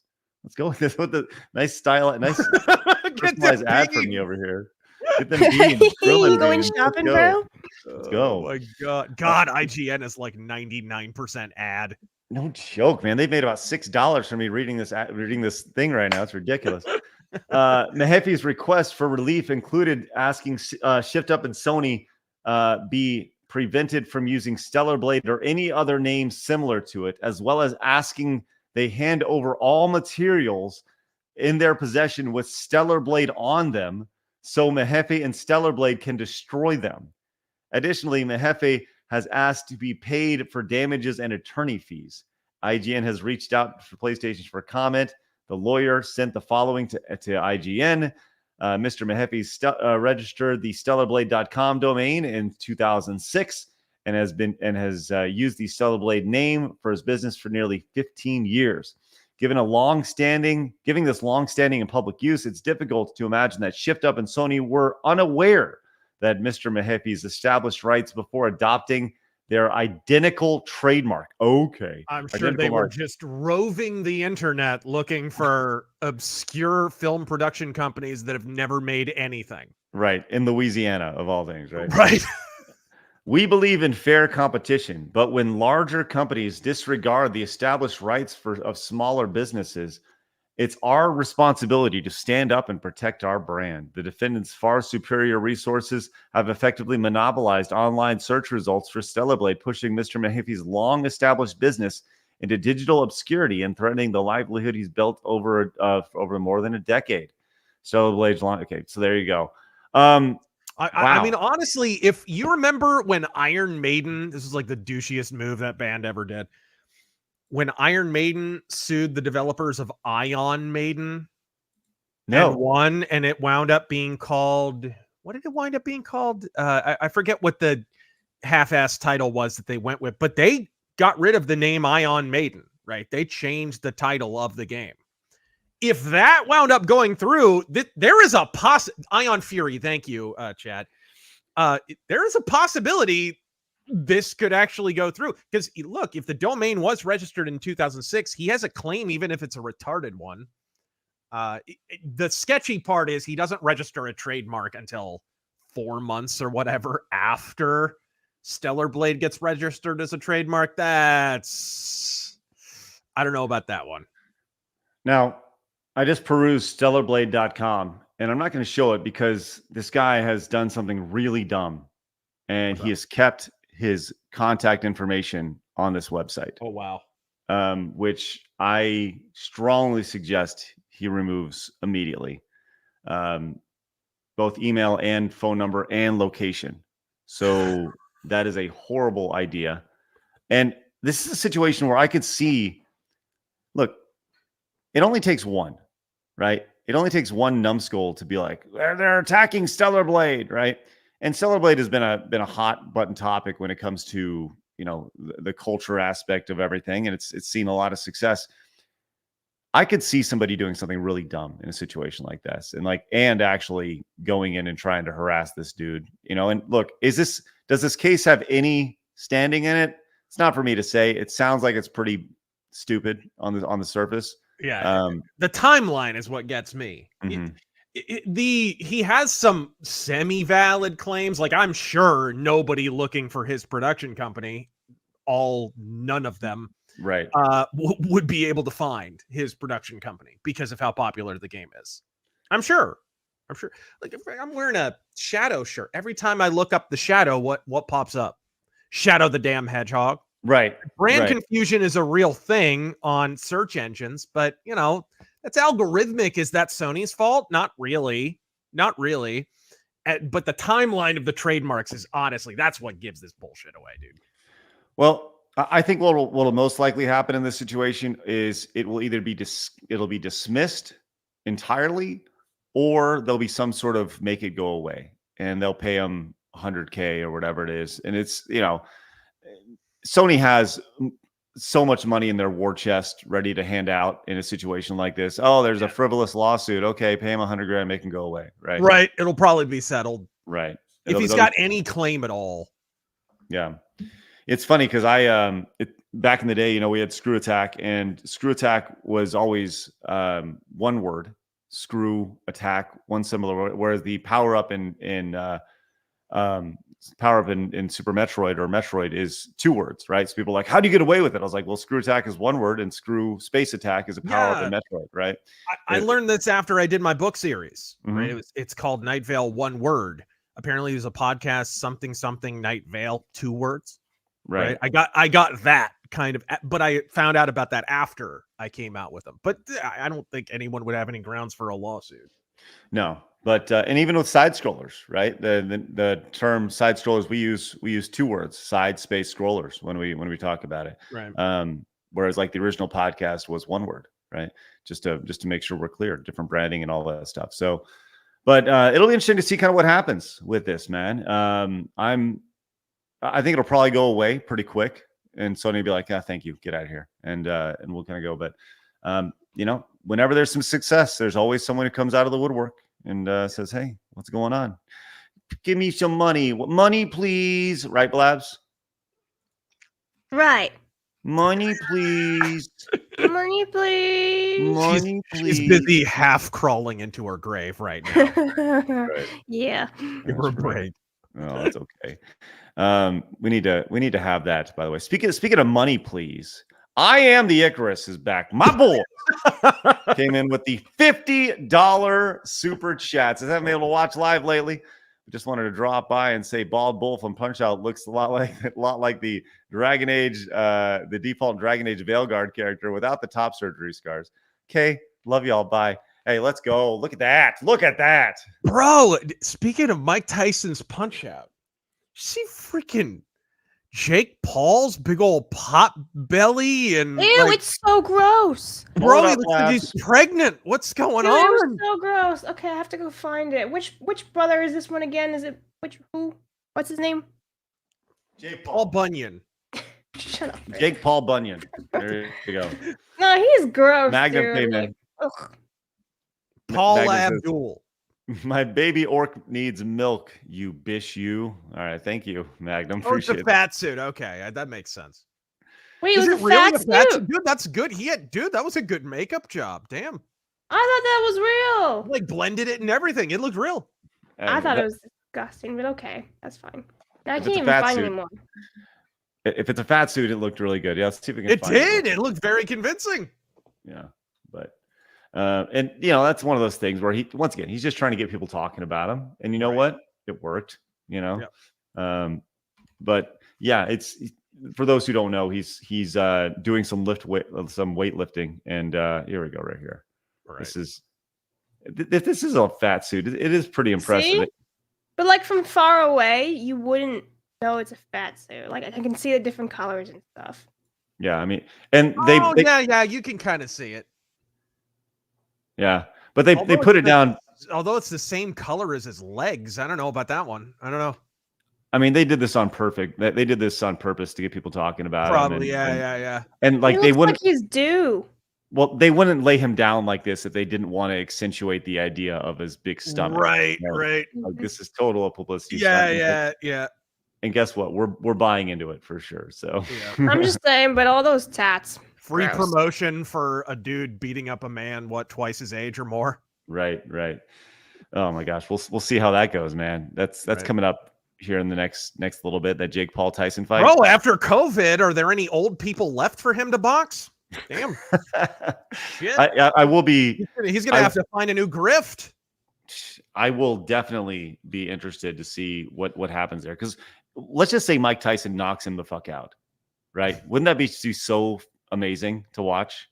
Did you see the video of Evander Holyfield going around? He was fighting at like the age of 58 or something, and Evander Holyfield was getting the shit knocked out of him. And he looks like he's in good shape, but at a certain point, it's like, man, what are you doing? Like stop. Hey, I'm not going to tell this person to stop. Shadow Loaf Nose came in with the €50 monies. Blabs, please read that off while I write down the name, please. Oh, you hate me. Fraser, you magnificent bastard. I've read your book. All three, in fact. Great stuff. Anyway, where did you get your t-shirt from? Also, hi Craig and Blabs. Relatively new to your channel, but digging what I've seen so far. Keep up the awesome work. Well, thank you very much. This is on Redbubble. Sorry to answer his question. No, don't apologize for that. Hey, thank you very much. Glad you're here. We appreciate your support. Let's get you on the wall. Shadow Loaf Nose. The Shadow Loaf Nose. Love that. All right. Let's go ahead and move on to our next story here. We're going to be talking. Oh, do you want to talk about this? We'll hold on to the Zelda thing. We'll hold on to that for a little bit later. I almost ran over Mike Tyson, by the way. Did I ever tell that story? No, tell me more. Are you a crazy woman driver? He was walking. So he lived in Phoenix for a while. This is the weirdest thing ever. I was coming back from class one day. This is like my freshman year in college.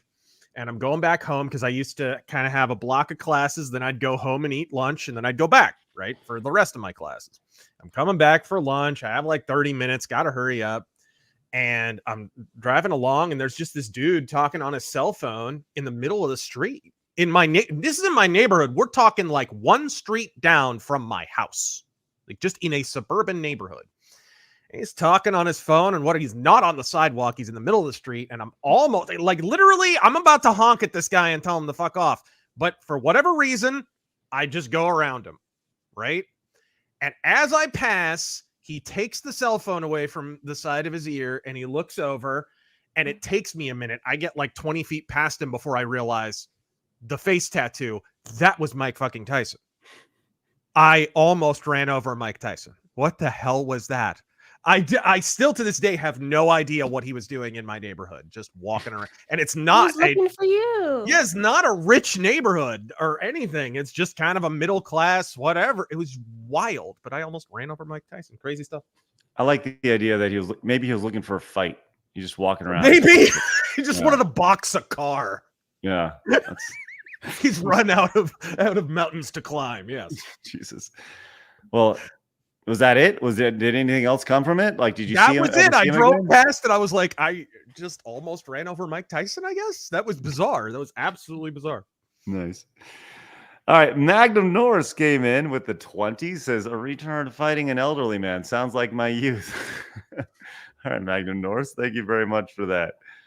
All right. Let's go move on to our second to last story today, as we have a retirement in the world of YouTube today. Now, look, I am not familiar with this person, but when I talked about this pre-show with Razor was like, what? Are you serious? Yeah. How do you not know about Shirley Curry, the 88-year-old grandmother who loves playing and recording video games? Shirley Curry is retiring with 1.3 million subscribers on YouTube. She is retiring saying, I'm just doing it for fun, and it's not fun anymore. And so she is the Skyrim grandmother. Wow. Razor, you've seen some Skyrim, modern Bethesda, bored an 88-year-old woman into retirement. Amazing. Skyrim Grandma, obviously, for everyone. Everyone knows her as Skyrim Grandma. Yeah, she retired. I mean, at 88. I understand. What are you retiring from? Like getting up at 10 o'clock and sitting there and playing a game? Like, yeah, that's a good question. I never understand that when I hear that from content creators. I can understand like maybe not making super intense videos for a while because editing takes a while or whatever. But like, what are you taking a break from? Right. Getting up at the crack of noon and doing virtually nothing? Well, her channel has not done like super great recently. It's been, trickling in views, and obviously when news of her retirement happened, she's seen a nice little spark along the way. But I think you're right, Razor. The idea that this is a lady who's doing this for fun and it's not fun anymore, right? And also at the end of the day, this is a video games. Video games are games. Played Starfield. Maybe that's what did it.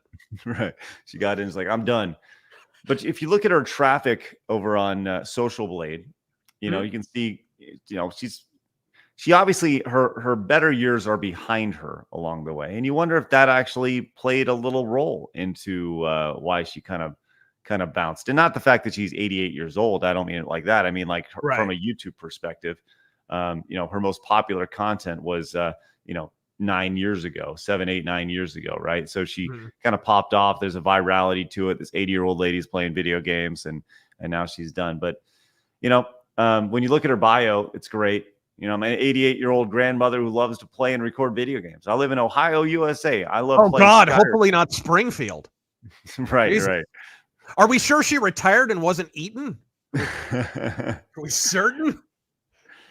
I love playing Skyrim. I am a widow. I have 4 sons, 9 grandchildren, and 3 great-grandchildren. My birthday is April 2nd. Like, that's such an old... I have 4 sons, 9 grandchildren, and 3 great-grandchildren. And that's just dinner. They're eating the dogs. They're eating the cats. They're eating the cats. They're eating the dogs. Did you ever watch any of Shirley Curry, the lady? Yeah, a little bit. Yeah. Yeah. Blabs, are you familiar with Shirley Curry? No. Should I? Well, I mean, she's 88 years old and she's retiring. You mean the grandma? Yes. Yeah. I know. The lady we're talking about right now? Yes. Because I just got back. Oh, okay. God, he doesn't read anything. But yes, listen, you were the one who was all like, she died to Razor. And Razor was like, dumbfounded, and then we're like, no, she's not actually dead. Like, That's you're actually retarded. yes. Pre-show, I was like, "Hey, Razor, you heard of the Minecraft or the Shirley Curry, the gaming grandma?" And he was like, "Yeah." Like, well, she died, and he was like, "No." No, she retired. I already knew she retired. Well, I'll say this: you see this with older people all the time. At the end of the day, They life. die? Yes. Well, Jesus. you need a purpose in life, right? You need a purpose, and when you lose that purpose, oftentimes people no longer have a will to live. Are you predicting her death? She will lose the will to live because she doesn't play modern Bethesda games? Have you seen Razor. Bethesda's recent presentations? I think Todd Howard has lost the will to live. No, Razor, I'm not predicting her death, Right? Because he stopped playing modern Bethesda games. Right. Her But doctor's doing an ultrasound on her heart. It just works. But I will say this: I would love to speak with her.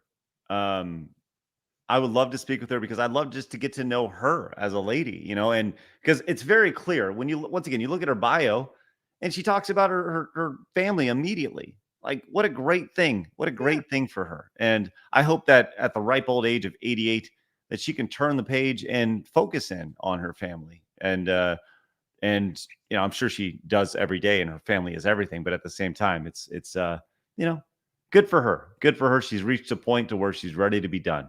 So, if you no longer love it, wrap it up like Shirley has. So, good for the Skyrim Grandma along the way. Magnum came back, says she's anticipating the next Bethesda game. I'm out. she gave up before Elder Scrolls 6 came out. Oh man. Rayo says, Craig, she has a family. I know. And I love that. I love that about her. Once again, I'm not wishing ill will on her at all. I think it's great. Like, don't lie. You have a voodoo doll you're Good sticking point. pins in right now. Yeah, you got a voodoo doll named Shirley. Not accurate. All right. Let's go and move on to our final story of the day. And that is Ubisoft. I'm not even gonna lie. I'm gonna check her channel after this to see if she played Starfield. Because if there was one game I think could shake that woman off of streaming, that would be it. Like, this I'm is gonna it. check. If we can get an AI patch of her face on top of Az's heel versus baby face going like fucking pronouns, right? Fucking current year, California bullshit. Yeah, you're so fucking boring. Man, someone please, memers, somebody out there do that. That'd be brilliant to do that. All right, let's talk Ubisoft. They have had an uphill battle in 2024, mostly because of their own undoing. We've seen multiple failures along the way.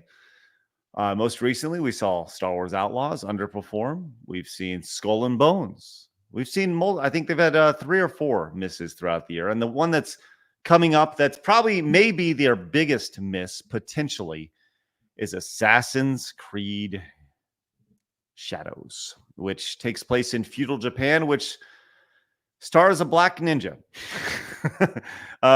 This has been an ongoing in the shadows. What the hell? Well, this has been an ongoing conversation since this game was announced, and there's been a big part of the conversation has been these right-wing bigots over in America. So much so that the ongoing conspiracy is that the right-wing bigots are speaking for Japanese people, and that they are taking their critiques and going to Google Translate and then ultimately commenting on Ubisoft Japan's videos. But it's not really Japan people. Everyone in Japan really loves this game and loves the idea behind this game, except for the people that don't, right? Yeah. Which leads us to today, as Ubisoft was scheduled to be at the Tokyo Game Show, which, Razor, I don't know if you know. Before you mention this, well, please, yes. They're like 24 hours removed from another controversy where they've released, I guess, a piece of merch that's like a statue that has Yasuke and Ninja Chick, whatever ridiculous name, Bufushakwineta, I'm sure. I don't know what her name is. And she's perched on top of a what's called a tori, like a gate, like a Shinto shrine gate. And it's a half gate. Yes. And historically, the only half gate in all of Japan happened after the nuclear detonation in Hiroshima. So this is like 24 hours ago, and then they announced they're not going to be at Tokyo Game Show. Right. Right. So and they're on a roll, folks, is what I'm trying to say. Now, I've went in and I've dug and tried to find Nagasaki. Sorry, it's in Nagasaki. Right. I've actually tried to find this on like the Ubisoft merchandise. I can't find it anywhere. The collector's edition of what I've looked in the collector's edition and tried to find all the Assassin's Creed Shadows. But now that item was apparently a Japan release, which seems very dumb. Japan only. Yeah. Seems like a very dumb idea. But you can see, here's some of the things that are being released. Part of it, right? And then this is kind of the Funko Pop. This looks very similar, but obviously not the same. They have the helmet and the sheath and but I couldn't find the exact version. By the way, what does it say in Japanese there? Buy the game, bigot. What is it? Yeah, right. Well, all this has led to with all this blowback of everything that's happened and the ongoing controversy associated with this game, Ubisoft has now pulled out of the Tokyo Game Show, which many people find absolutely hilarious because at the end of the day, I thought everybody in Japan was super excited for this game, right? That was the idea. So they would have been the belle of the ball to hear them tell it.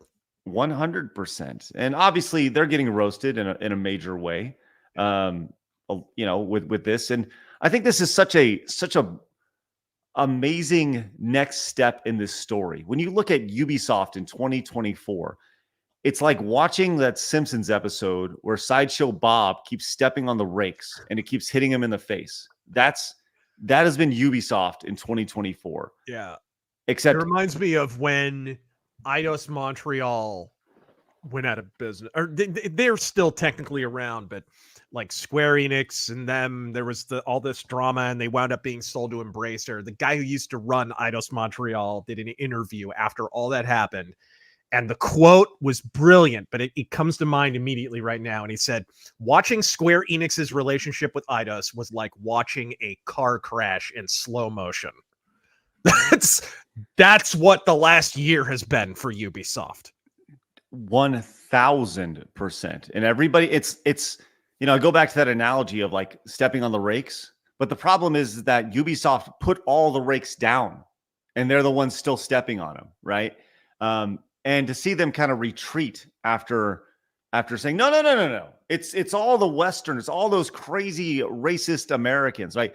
That this tells me one of two things, right? Obviously, Assassin's Creed Shadow, a game built in feudal Japan, and an event taking place in Tokyo, Japan.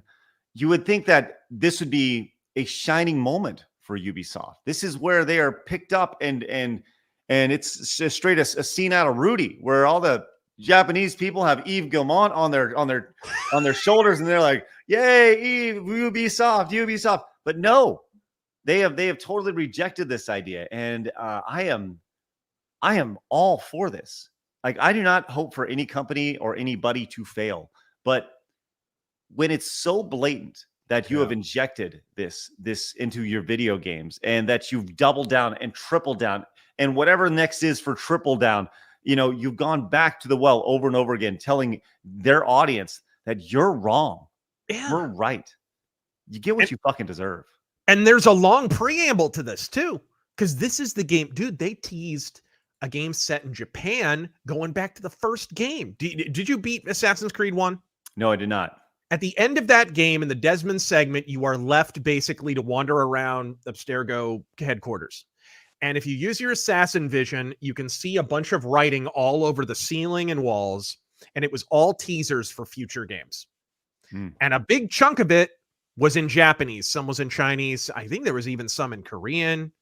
And it was supposed to be teasing, here's the settings that we're going to explore in the future for Assassin's Creed. So they've been cock teasing the Japanese game for a long time. And then for a long time, they kept being asked, when's the Japanese game going to come out? When's the Japanese going to game? And again, they eventually got to the point where they were sort of like confrontational with their own audience. Hey, we're not inspired to make this game. We may not necessarily make.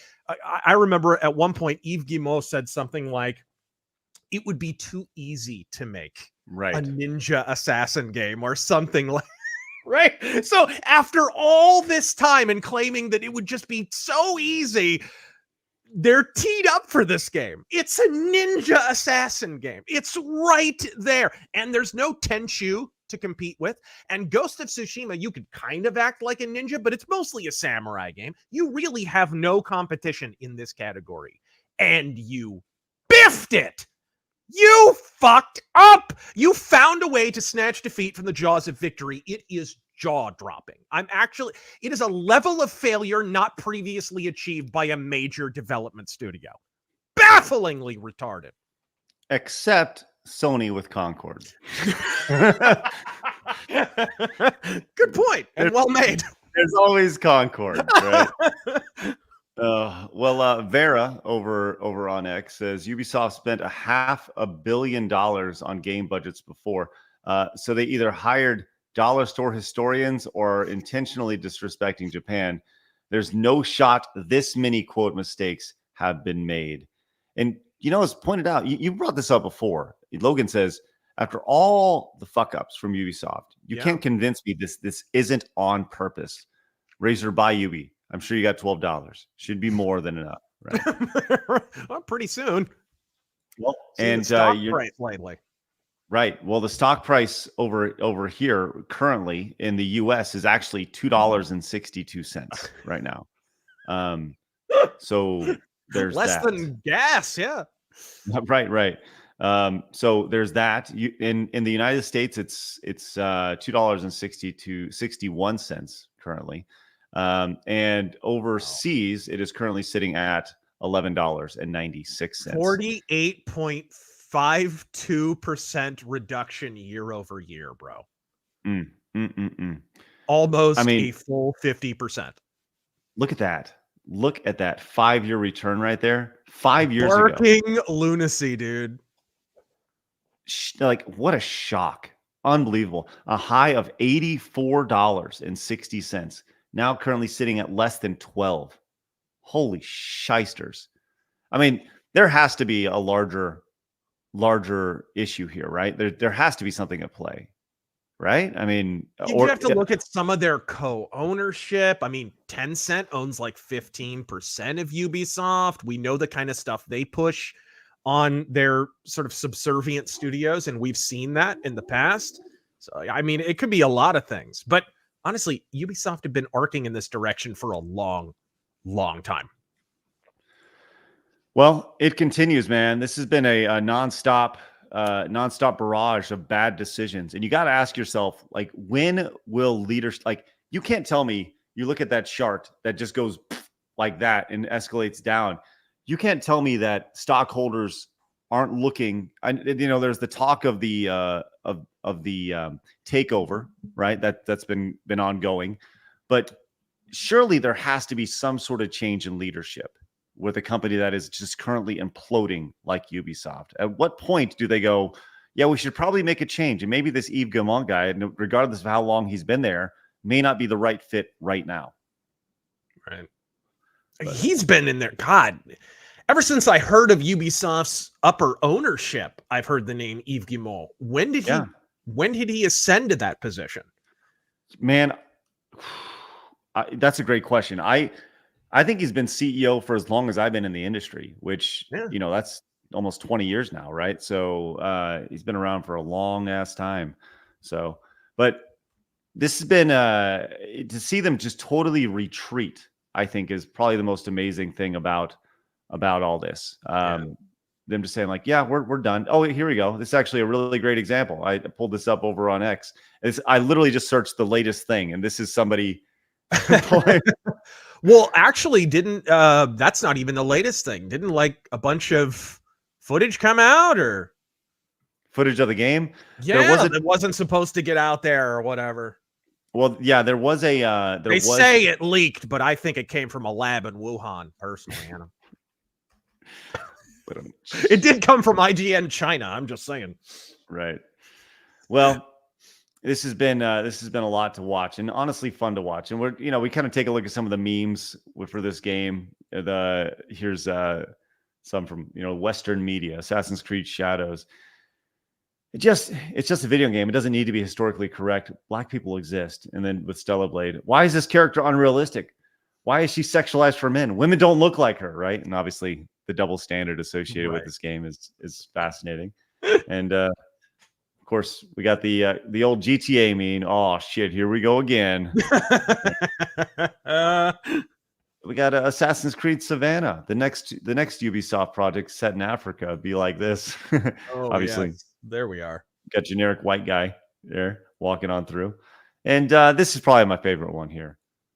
This doesn't represent samurai. Represents samurai. Ubisoft holding it up right here along the way. So great stuff right there from the internet. Thank you for that. Man, what an absolute mess.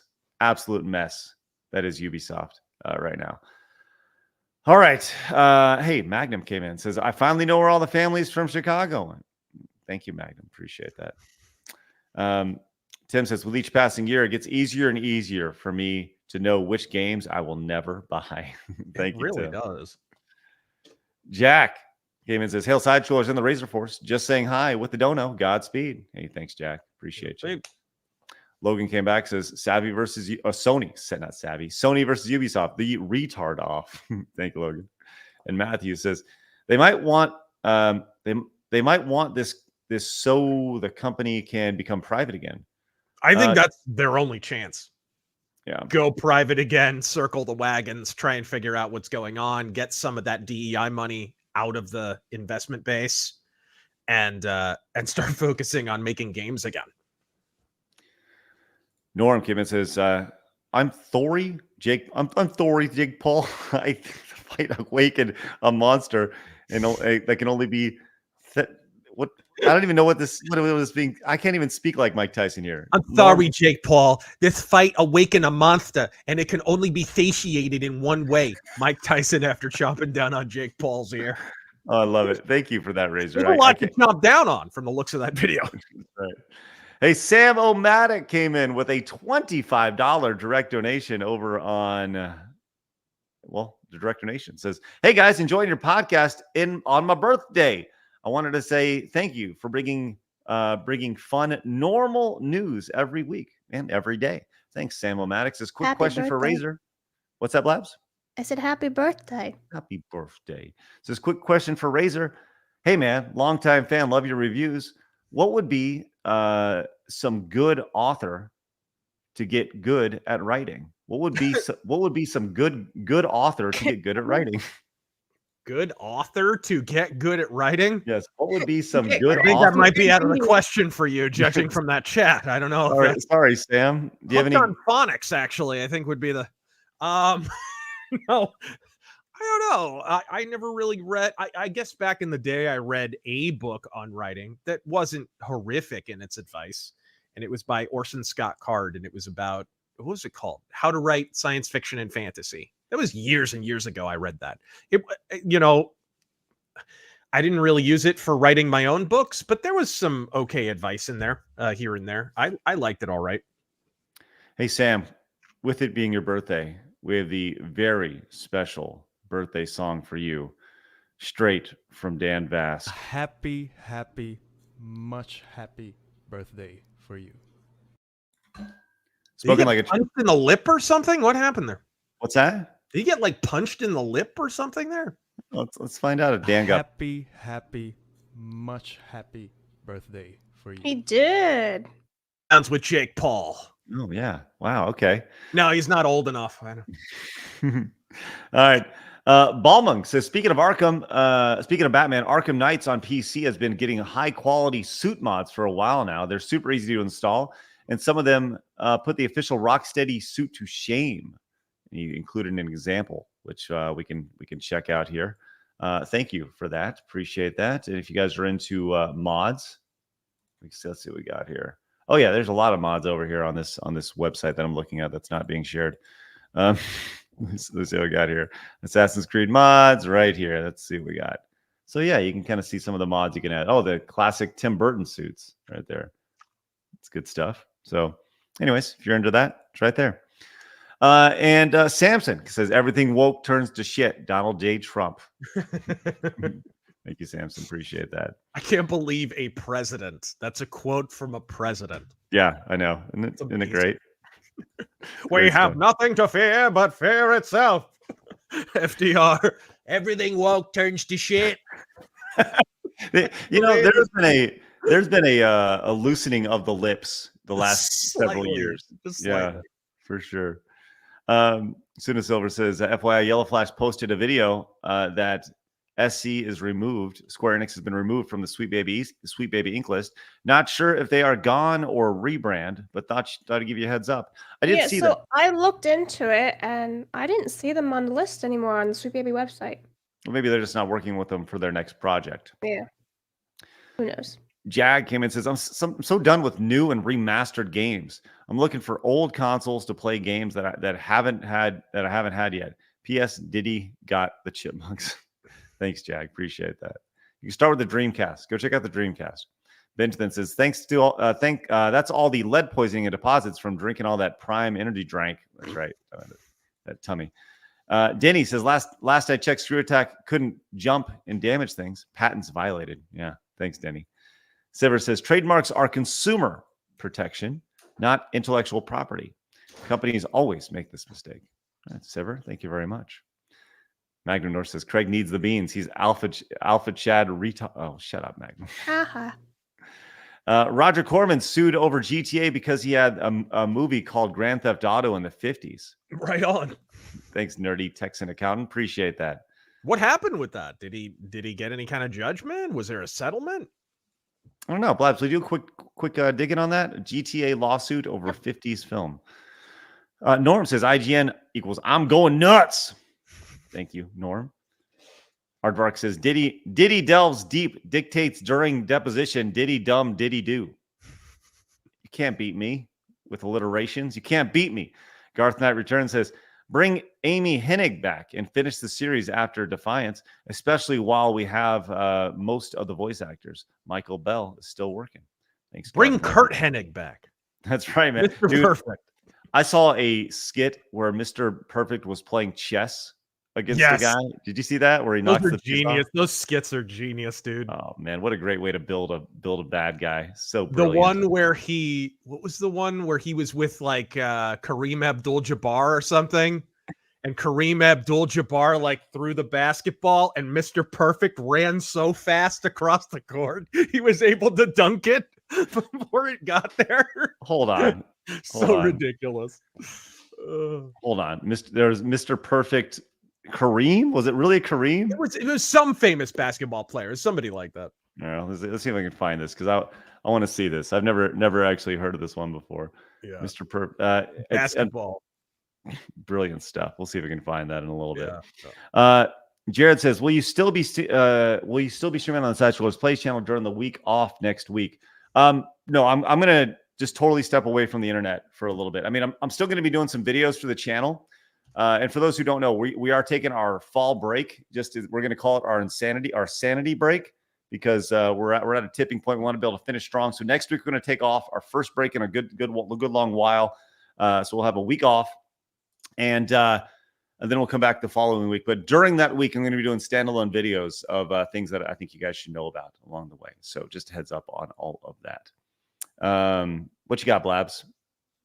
Not a whole lot, to be honest, but I didn't find anything for the Rockstar 1950s lawsuit, but apparently Rockstar filed lawsuit against BBC over GTA drama back in 2015. Okay. That's it. Lawsuits aplenty. The new guy came in and says, an Englishman, an Irishman, and Scotsman walk into a bar. Bartender looks up and says, what is this? What is the same kind of, what is this? Some kind of a joke? Okay. Got it. Sounds good. English. I butchered that bad. Thanks, new guy. Appreciate that. The worthy one says, if you ran a wrestling promotion, who would you hire as a consultant? Vince, Eric Bischoff, Paul Heyman, or Jim Cornette? Oh my God. Jim Cornette, just because it would melt down and destroy the entire company. Right. I think you got to go with Vince, 100%, or Paul Heyman. Right. Vince Russo, maybe. Just to piss piss off the entire internet, I'd hire Vince Russo. If I was to power rank that, I'd go Vince McMahon, Paul Heyman, Eric Bischoff, Jim Cornette. Probably those. Yeah. As a businessman, I might do Eric Bischoff. He knows a lot about business. He really does. Yeah, for sure. A came in and says, I saw a satanic themed bakery called Beelzebubs. Thanks, A. Sorry. William says, born in 1977 here. You babies don't know how great the 80s and 90s cartoons truly were. Oh, listen, we do, William. Thank you very much for your support. And they were great. Mark says, whatever happened to the cartoony Harvey Birdman attorney at law? Don't think it's around anymore. Thank you, Mark. Uriah came in and says, but Razor, how can I get the white sword so that the South will rise again? Southern Japan, he means. Southern Japan. Speedy Cake says, also, Craig, I saw a Karate Kid Streets of Rage style game in the Xbox store. Not sure if it was a pre-order or if it was released yet. Yeah, I did see that. Some people said, I saw some videos saying it was a surprise game, but I'm not super familiar with it. Almost Ward says, hard to believe I've been uploading to YouTube for a year, and it's nice to have a hobby. Also, you guys, love you guys, been listening for a year and a half now. Hey, thanks, Almost Ward. Really appreciate that. Congratulations on your continued prosperity on YouTube. Norm says, that Nintendo Power Call guy looks like he's had some cool movie memorabilia and runs the best tabletop gaming sessions. All old nerds were cool. Right. Thanks, Norm. Appreciate that. Weefy came in and says, just got the, what is that? Fafherd and Grey Mouser. It's a book series. It's a good book series. Thanks, Weefy. Can't wait to read them. When can we hope for another video on pulp and comic characters? Thanks, and Godfucking Speed. Yeah, there's a couple that I'd like to do, and that's one of them. So Wiley soon. Wiley says, when do we get the official side scrollers pocket foot? Hail normal men. Wiley, I don't think that's going to be on the horizon anytime soon. And Doc says, Blabs operating at 38% makes me want to grab the Tribes 2 repair gun and get her generator back online. My OCD is going insane. That's right. Well, maybe tomorrow it'll be up a little bit higher. Yeah. Crusader says, Embracer killed Deus Ex 3 and Time Splitters 2. I swear by Allah and by Judgment Day, there can be no peace. Thank you.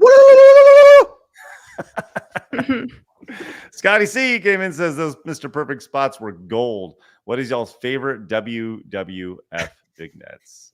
Scotty, great to see you.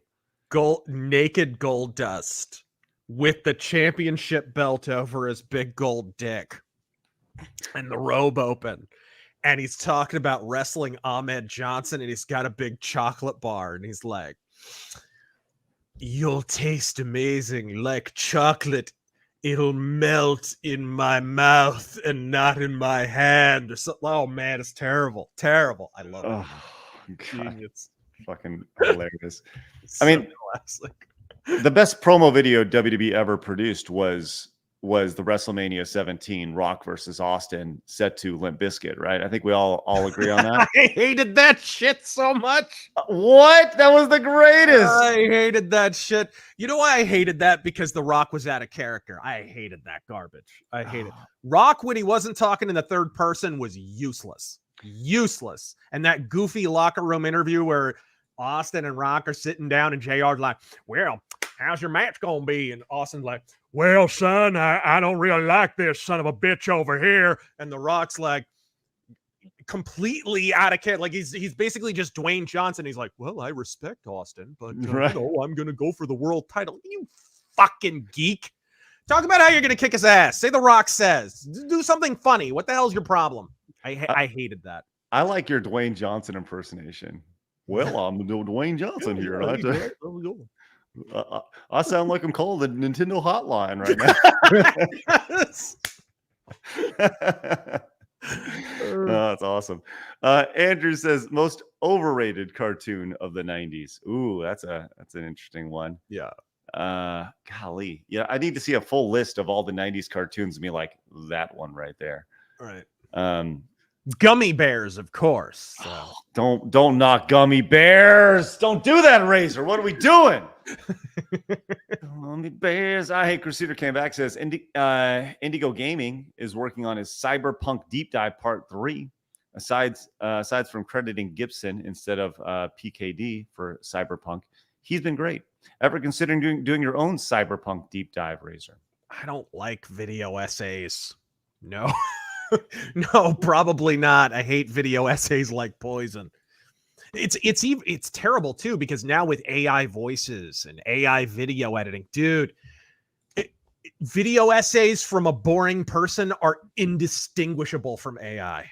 Indigo Gaming's not one of them, by the way. You should watch his stuff. It's actually pretty good for video essays. But dude, like, the video essay genre in general is just vapid in the extreme. Hear that? Grundy says, "Hey Razor, I'm excited to let you know I saw Alice Cooper and Rob Zombie a couple weeks ago. I'm so glad I watched your AC vid months ago, because my expectations were completely blown the fuck out. They completely killed it on presentation." Yeah, Alice Cooper's still a great show. Delta came in and says, "Didn't follow yesterday to the site, so I wanted to fix my donation yesterday. Dead Rising Remaster on Steam is at a peak of 6,500 players, while the TCG Shop Simulator is at almost 40K. Just sounds funny." Mercenary says, "I've had two favorite shows in the 90s for cartoons, and Animaniacs, though I loved it, it couldn't compete with my two loves, The Little Mermaid and Gargoyles. Both had hot redheads in them, especially my..." Mercenary, what are we doing? Says, especially teenage, my love the figures. YouTube won't let me send this. Thank you. Darkwing Duck, though. Like Darkwing Duck, bro. That's right. Marksman, I did not see your tweet. Thank you for that. Delta came in, says, "The weirdest thing about Assassin's Creed Shadows to me is stumbling into a random thread about the game series over 15 years. Someone made a joke about Assassin's Creed going backwards over the years, and Mighty Keith comes in to go, no. You don't make fun of Ubisoft." I don't really know a whole lot about that Mighty Keith guy at all. So, like, I don't have a whole lot to say about him. I know he's kind of... Is he related to Mighty Max? I don't know. Or something queef. I don't know. It's some sort of joke there I missed out. But, whatever. All right. See your super chats on the bottom of the screen. Thank you guys very much for them. We genuinely appreciate any and all of them along the way. I'd like to remind everybody, best place to support us is over at sidescrollerspodcast.com. Head on over there and become a supporter, a member of the website, as we continue to grow a little bit more every single day. We're going to be doing more and more stuff exclusively over there and making the membership over there that much more valuable. We got some really great things on the horizon, and we can't wait to share with you guys. So, so once again, head over there, sidescrollerspodcast.com. There you go. Awesome. Are we caught up, Blabs, across the way? Yeah. We are. Everything on locals? Mm-hmm. Cool. Great. Excellent. Well, we appreciate your support wherever you're tuning in, whether it's on Rumble, whether it's on sidescrollerspodcast.com, or over here on YouTube, or even over there on Kick. Razor, we're caught up on everything today. Appreciate you. Tell everybody where they can find you and what you got coming up. Yes, everyone. Of course, Ghost of the Badlands is out. It's available absolutely everywhere. I was doing consignment at local stores. I've never encountered a greater body of utter retards in my life, but I've got some local places to carry it. But otherwise, it's available at the Walmart, at the Barnes & Noble, at absolutely everywhere. I'm going to be coming out with a video either today or tomorrow about it relates to ESG and kind of the connection to the Chinese government, something a lot of people aren't really talking about as they obsess about like BlackRock and things that donate comparatively little to ESG. So you guys will want to keep an eye out for that, because it's a pretty wild video. And of course, there's going to be all kinds of goodies over the course of the week. But yeah, thanks for having me. Awesome. Well, look forward to having you every single Tuesday here on the show. Once again, we are taking the week off next week, first break in a while, as Blabs is heading overseas to Japan, and I'm heading to my couch, and I'm going to take the week to touch some grass, my friends. So we'll see you in a couple weeks, Razor. Looking forward to that. And with that said, you guys head over to hopefully not the kind of grass P. Diddy's been touching. No, not. I will not be bending over that much. I promise. Yeah. All right, Razor, waka, take us waka, out. Waka. Yeah, take us out, my friend. All right, ladies and gentlemen, boys and girls, on behalf of Stuttering Craig and the sadly sick Blabs who should use a neti pot immediately after this stream, I am Razor Fist. Godspeed. You don't know what a neti pot is? the hell's a neti pod? Oh my God, I'll fill you in later. Have a They good day.